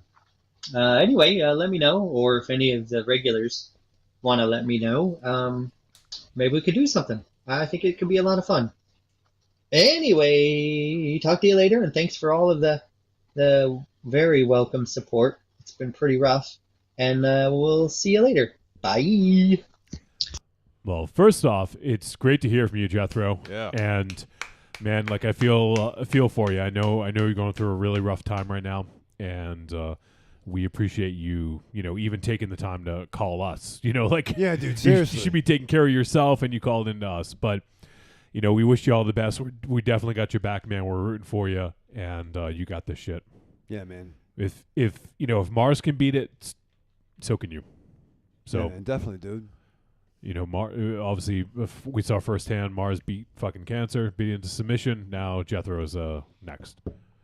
So we appreciate you calling in, man. As far as Horror Hound, we don't have any plans to be there, mostly because we do Rock and Shock the next month, and it's very difficult to kind of work that, especially we'd have to travel, and people would have to take time off from work and get dog sitters and whatnot. So we don't have any plans to do it this year. I would love to do it sometime, though. Yeah. I've been dying to go to a Horror Hound. Have you ever been to Horror Hound, MZ? No, I've never been to Horror Hound. You've done Chiller. I've loved to go to Horror Hound. Yeah. They have it in Cincinnati. They have it in Indianapolis. I've been to Chiller. I've been to Monster Mania. Of course, Rocket Shock, Scarecon. Yep. That might be, and Boston Super Mega Fest, which is still the worst name ever for a con that I've ever heard. Boston Megafest? Boston Super Megafest. It's not just mega; it's super mega. What if it's Super Science Fiction Megafest? Super Metafest. So unfortunately we won't be there. But if there's anyone, I'm sure people who listen to the show are going to be in attendance. So if anyone is, feel free to post on the group, and maybe you guys can coordinate hanging out if Jethro does end up going. And Jethro, man, we're fighting behind with you, man. We got your back, and we wish you the best and everything. Yeah. Kick cancer's ass, man. Yeah, fuck it. All right. Well, we have another one. This is from our buddy First Time Mike. What's up, Trick or Treat family? This is First Time Mike. How's everybody doing? Good, baby. Today, with your exploration of science fiction and horror intersecting, I'd like to talk a little bit about Nigel Neal. He's a British, you might have heard of him, he's a British screenwriter who started working in like the 50s to the to 90s, and he specialized very much in the TV thriller with a lot of horror and science fiction elements in it. He was a great inspiration from everything from shows like Doctor Who, and some of the later television shows from the 80s have American and British have a lot of little touches of Nigel Neal here and there. He was the inspiration from people such as John Carpenter and Dan O'Bannon, to Grant Morrison, the great comic book writer, was a big Neal fan, as was Monty Python alumni Michael Palin, among other people. More recent people that you might know too is Mark Gatiss, who's a lot into British horror and science fiction, and also author Kim Newman, who wrote Anno Dracula. Nigel Neal created a character called Bernard Quatermass, not Quartermass, it's Quatermass. Oh, yeah. And his stories seem to be on the surface your typical 50s alien invasion movie, but there's a level of horror and Lovecraftian dread in his portrayals. The Quatermass movies are very much full of a Lovecraftian feel. The alien invasion doesn't come from above, but it's buried in our ancient past, from eons past. There's mind control, there's body horror, there's all sorts of chaos going on in these movies. The original series that these are based on in the 50s on television are lost. A lot back in the day on the BBC and other British channels, they would either reuse film stock or destroy it altogether when they were done with it, thinking, well, nobody wants to watch this. So a lot of classic British television is lost. So there's a bunch of like Nigel Neal stuff that was produced before the 60s that we can't see anymore because it's literally destroyed. There's some audio, but nothing much left. But Hammer did 3 films based off the Quatermass stories. The Quatermass Experiment, Quatermass 2, and Quatermass in the Pit. Also, there was a 4th one in Quatermass 4 that came on TV, but the 3 main ones are the Hammer films. I believe they're on Amazon Prime. They're worth a watch. They still hold up, and they're great and disturbing alien invasion movies, which I recommend. There's a 2005 live version of the Quatermass Experiment with Jason Fleming, which is available on Amazon Prime, which is very much worth checking out. A quick mention about a movie called The Stone Tape that he did in 1972. It's an underrated gem. It's about a research team that goes to the English countryside to do some research work in electronics in a Victorian mansion. It turns out that there's a stone room that has ghosts in it. And from there you're thinking it's horror, but what's interesting is that the scientific rationalization is that the stones pick up the psychic residue, and that explains the ghosts, which is, in paranormal terms, is something called residual memory, and which after this movie became known as the Stone Tape theory. It's a creepy movie. It's a little bit slow in spots, but there's a also that air of dread again, which makes it eminently watchable. And again, it's man with his science, disturbing things that are better left alone. And once again, the past comes back to haunt the living a lot. And it's worth checking out. It's on Amazon, I think, for $1.99. Well worth the rental. Check it out. Nigel Neal. It's good to see where the inspirations for people like Carpenter and like Doctor Who come from. Solid, creepy watching while we're checking out. This is first time Mike saying good night. Bye. Oh, hey, Johnny, when you said that the show is filmed before a live undead audience, does that mean that they're staring out my window right now? Goodbye. Ooh. Man, that was a spooky sign-off. And yes, they very well might be First Time Mike. Yeah. Once again, First Time Mike, drop in the knowledge. Drop in that Quatermass knowledge. Oh, man. And I'm not familiar with Nigel Neal. Well, I'm familiar with obviously a lot of his work, but I'm not familiar with him. So, very cool stuff. MZ, have you seen any of the Quatermass? Yeah, I've been wanting Quatermass. Quater. I have Coital had mass. that. All three of those films. I've had those on dock for the longest time, and I've never pulled the trigger on them. I should just finally just break down and do it, and finally watch those, because I've heard so much about them. I've read a lot about them, but I've never seen them. I've just never pulled the trigger on it. I think I'm just going to end up doing it. Alan Quatermass on the Lost City of Gold, right? Oh, just kidding. Yeah. I was thinking about that too. She was Sharon Stone was in that. I didn't know that. So it looks like a Quatermass. Quatermass. It's funny because I knew it wasn't quarter, but I've always thought quarter because it's such a weird word.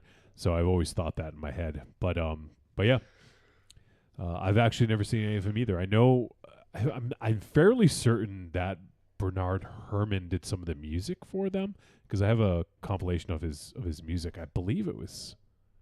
I'll have to look that up and see, but I think that's right. Anyways, while First Time Mike was talking, I actually thought of probably my favorite sci-fi horror film, and it was one of the only movies to scare me. Like, when I watched it, this one stuck with me. Movies, like, if you guys have been following, like, I don't really get scared very easily. Even when I was a kid, I didn't really get scared very easily. But this one fucked with me, and that is Fire in the Sky. Oh, yeah. You guys seen Fire in the Sky?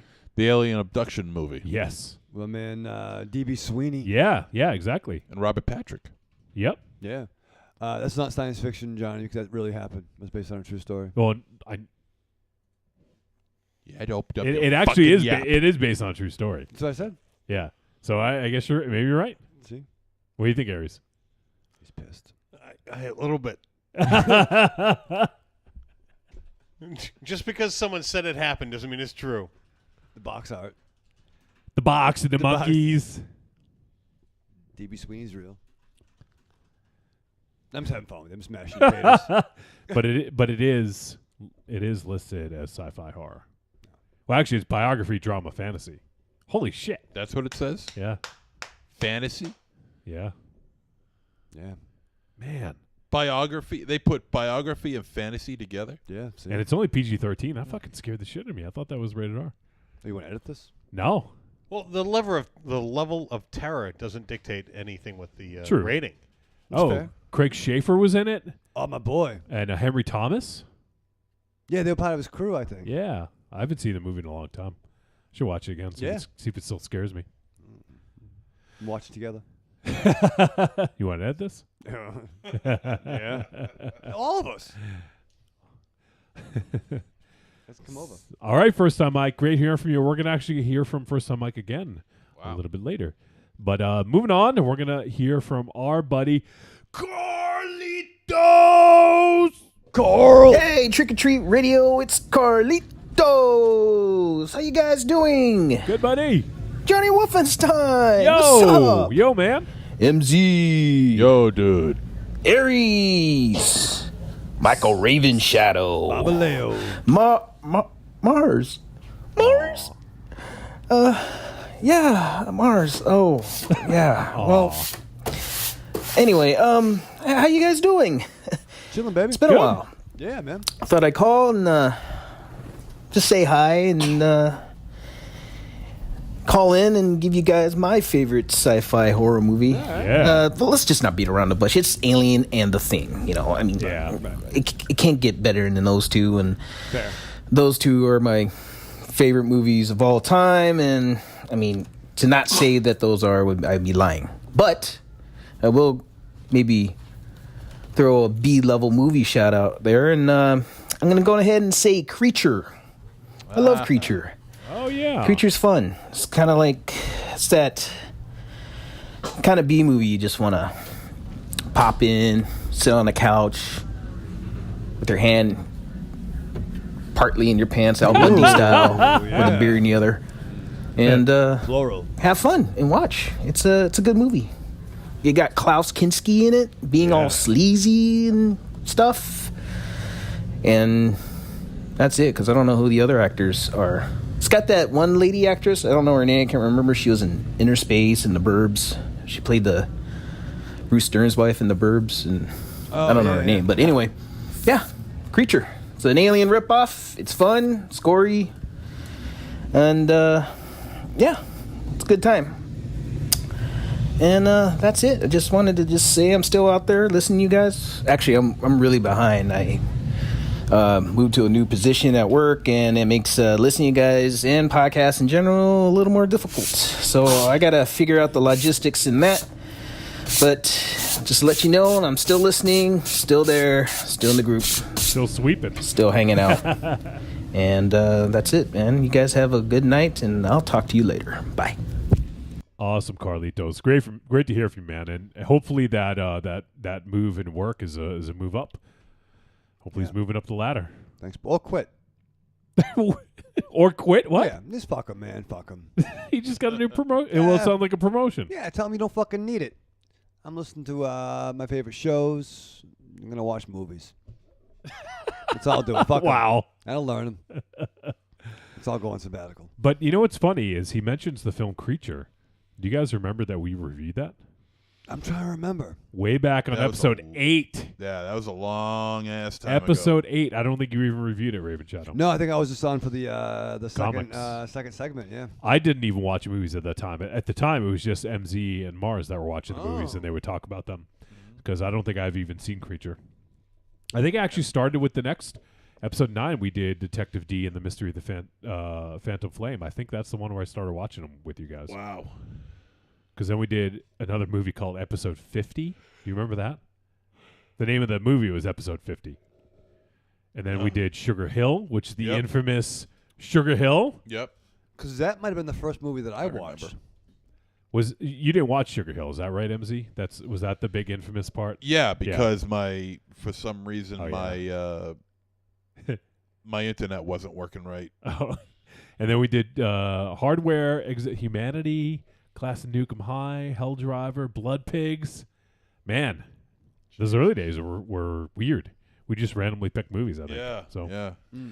But yeah, if Carlitos, if you're interested, I know you got some catching up to do. It sounds like, but if you're interested, go way back to episode 8, and you can hear us talk about Creature. It probably was a terrible discussion, but yeah, might be because they've gotten so much better. Yeah, it might be interesting to hear. And the sound quality might be a little bit quality definitely better. So, all right, Carlitos, great to hear from you, man. Hopefully things are going well for you. Hopefully that promotion or that move at work was a positive, and listen when you can, man.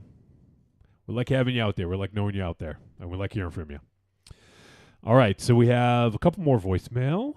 Let's go to, this is the second one from First Time Mike, and it's specifically a question for someone on this panel.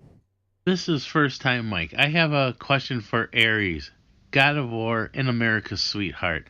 Aries, they mentioned that you're the stage erector. How do you go about that? Just a quick thing. Do you design the sets? Are you just building everything? Do you have to measure the venue? Just basic stuff like that. I was always curious about how you do the stage design.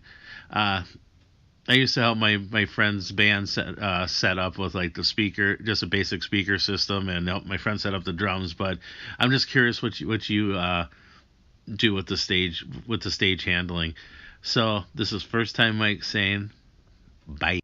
Well, first he shows some skin, and that gets the wood a little harder. And then the more it takes off, You're not Aries. It's definitely. I'm speaking. I'm gonna speak for No, Aries. no. He gets no. very erect. No, after that. he's very mad at you right now. Well, Don't speak for Aries. All right, I won't anymore. Till next week. Until next week, yeah. Until the next opportunity arises. No, I mean that just sounds far more glamorous than it is. It's usually Mars is like what 2 hours before showtime. Can you do this? Yeah, oh, motherfucker. I mean, I have not just like ground up built a stage for any venue, but I've added elements to stages at various clubs, both for the Deadites and for the bar I used to work for. I did help construct their stage as well. So that moniker is earned, but it's sounds a little more glamorous than it is. I've more so added elements to stages than built from the ground up. Although I am capable of building from the ground up. There you go, first time, Mike. So hopefully that is what you were looking for. If you have more specific questions, I'm sure Aries would be happy to answer.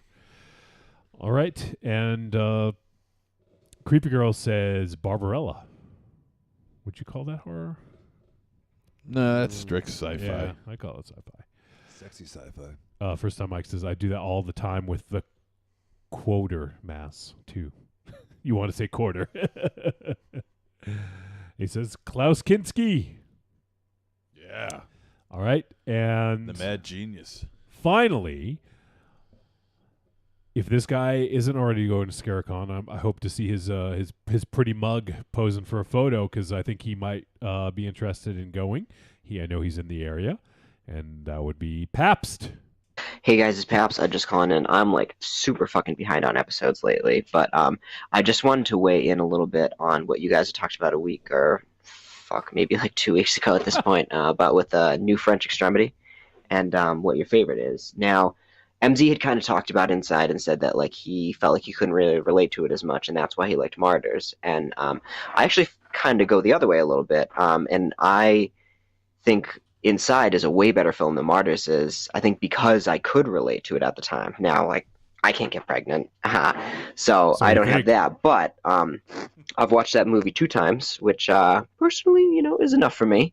And both of those times that I watched it, I had a sister who was pregnant, and it just like, I suppose, just kind of like the realisticness, or like kind of, how like Martyrs kind of struck me as a little bit more like, I guess, like fantasy in a way, just in like the framing and like the story of it. But like Inside just seemed like so fucking real and how it could actually happen. And like I said, like both times I watched it, I had a sister who was pregnant. It just was like really, really fucked with me, and just, kind of ruined my day, after I watched it. And just the fact that the movie can like, evoke such a strong emotion from me. I was like, wow, this movie's amazing. But also I don't think I ever want to watch it again.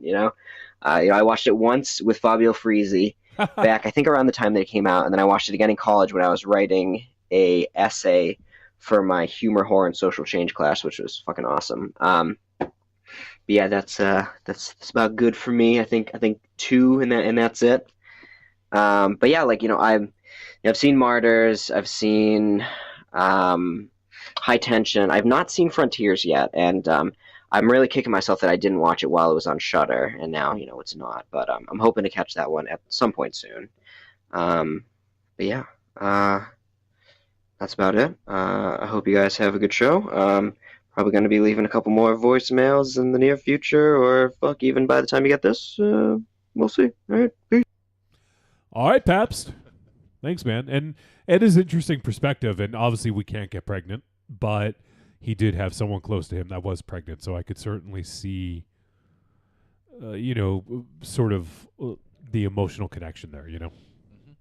So there you go. Thanks, Pabst, and always good to hear from you, buddy. And once again, if you hopefully you hear this in time, or hopefully you check the fib. But if you're interested in going to ScareCon, go ahead and enter the contest by just posting a pic of you either watching or listening to Trick or Treat Radio. And we'll pick a winner next week. In the chat room, Creepy Girl says, "Oh, I thought you meant ask for sci-fi." Yeah, we're talking specifically about sci-fi horror. And First Time Mike says, "Thank you, Mr. Aries, for answering his question." And he also asks, "Hey, MZ, is that Herc Harvey from Carnival of Souls in your shirt?" It sure is. The Herc Man. Show it. Universal Monsters? Is it? No, Famous. not Universal. I'm sorry. Yeah, Famous Monsters. Yeah, cool. Yep, from Famous Monsters of Filmland. This is Herc Harvey. He directed a movie called Carnival of Souls back in 1962. I want to say. Great atmospheric little ghost story. Definitely check it out. It's only available on, as far as I know, it's only available on Criterion DVD, and I think it just got re-released onto Blu-ray a couple years ago. So, check it out. Pap's calling in, even though he didn't mention it. It reminded me. I saw him post on social media about the TV show What We Do in the Shadows. Has anyone seen it yet? You know what? I watched it for the TV show for the first time last Wednesday. So you watched the newest episode, or you watched the first episode? The newest one. I think it was the Vampire Orgy. Yes. Would you see it? Yes. It's fucking great. I'm all caught up. Okay, yeah. So I wanted to say the show has been fucking outstanding. The first couple, it kind of you're wondering kind of where it's going to go, because it's sort of loosely based on the movie, but not really, and they do some of the gags. And the first two are good, but then the third one for me was like the sweet spot. There's a vampire on it. Oh shit, what's his name? Colin Robinson. And Colin is a psychic vampire. So he drains people's energies just by talking to them. I don't think he was on the orgy one. I think Raven Shadow has that same power. He was wearing the straps with the little G-string leather thing. He wasn't in it very much. He was the guy that was married, right? Or was it the kind of nerdy guy? Nerdy guy with the glasses, yeah. Oh, I think he had a scene at the end, right? Yeah. Okay. Yeah. So his episode is his big episode is episode 3, but episode 7, I part of me wants to say what happens, but it would be a nice surprise if you didn't know. Let me just say, there's a lot of actors who play vampires in film that appear on this episode. Really? And it's a veritable who's who. Really? Yes. So was 8 last week? 8 was last week, so go back the week. Okay. Actually, no, last week was 9, because this upcoming Wednesday is the 10th and final of the season. Okay. So it was 7, so go back to... Yeah, it was cool. I actually happened to be home. I was getting in bed, and I'm like, oh, it's finally on. So I'm like, yeah, check it out. I will say, I'll tell you one. Well, no, because for me, I was nerding out when I saw everyone that was in it. So I don't want to take that from people. Pap said that he knew that the actors were in it prior, that all these actors were in it prior. But I won't say, just because it's a nice little surprise if you don't know. All right. But it's fucking awesome. And it's hilarious. So I would if you guys haven't seen it, if you have any subscription, any cable, or I use DirecTV Now, you can probably get it on the VOD. So I would recommend. The 10th episode is about to drop tonight. Actually, dropped tonight. So I might do that. Yeah, because I was apprehensive at first. It's fair to say that who saw it when we all loved the flick, right? It was Flick's fucking genius. Yeah, it's incredible. And I'm like, oh, it's different characters, or it's not. It's not based on the. It's doing the same gimmick as the movie, but it's a different group, a different different vampires. What do you call them? I'm trying to think of their what do you call a vampire? Dracula clan or whatnot, crew. Yeah. Roommates, yeah. flatmates. But sexy vampire pornography was really funny to me. Yeah, Matthew Berry is fucking hilarious, and he plays Laszlo. Laszlo, yeah. And the last one that Raven Shadow was talking about, he did vampire porn throughout the ages, and he was showing like all his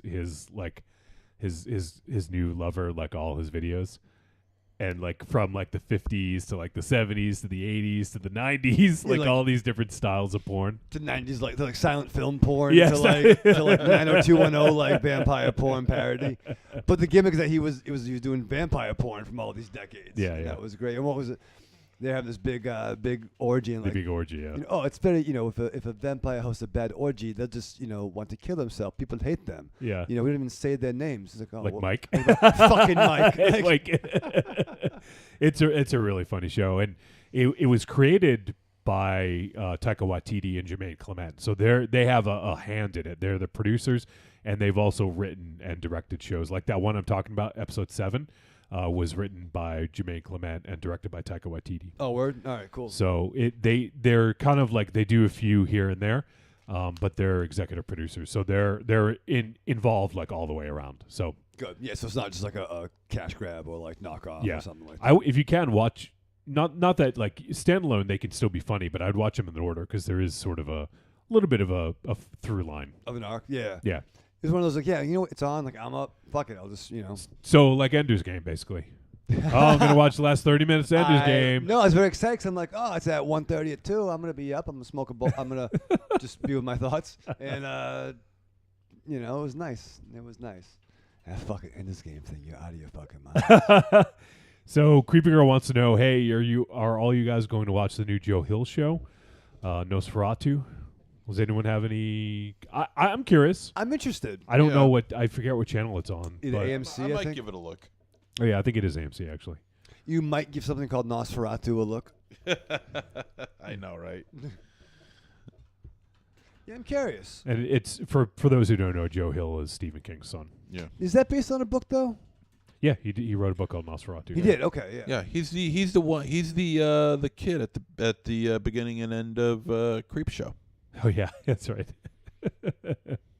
Interesting. First time Mike says, I think I'm going to binge it, and Creepy Girl says starts June 2nd on AMC. I think so. That's this weekend. So Shit. Cool. Yeah, I'm curious. I still haven't watched Castle Rock, the Stephen King universe show. I'm curious about that. There's a bunch of other stuff I'd like to see. There's just way too much TV. I can never keep up. The gluttony of riches. A gluttony? An embarrassment of riches? No, it's a gluttony. A gluttony? Yeah, you're the embarrassment.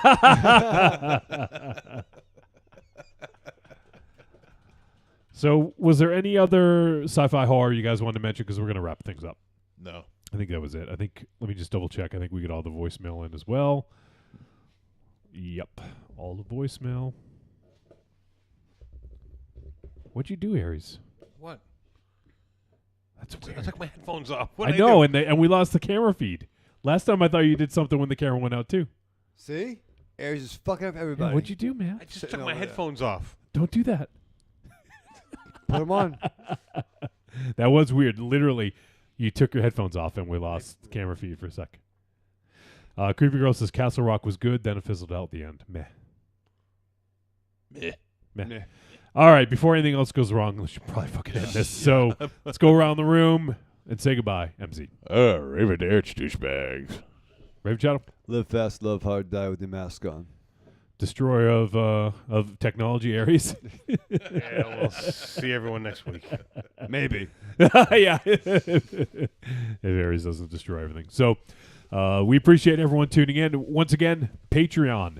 If we get like I think $23 more before the end of May, if people go and pledge to give some money, we will then do a listener pick for June.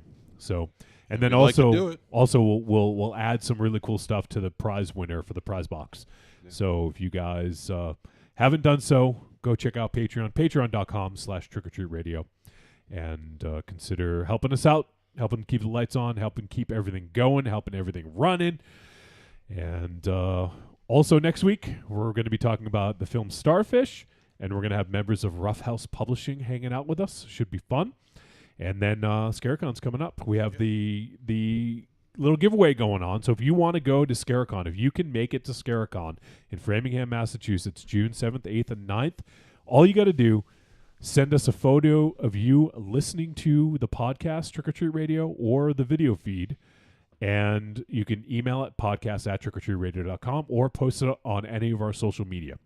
If you do, just tag us and make sure that we see it. If we haven't responded to it or liked it or whatever the fuck, then just email it, because I want to make sure everyone gets involved. And then we'll announce the winner on next week's show. So everyone get those in. We'll post it on social media as well. And that's it. So from all of us here at Castle Wolfenstein, we will see you next week.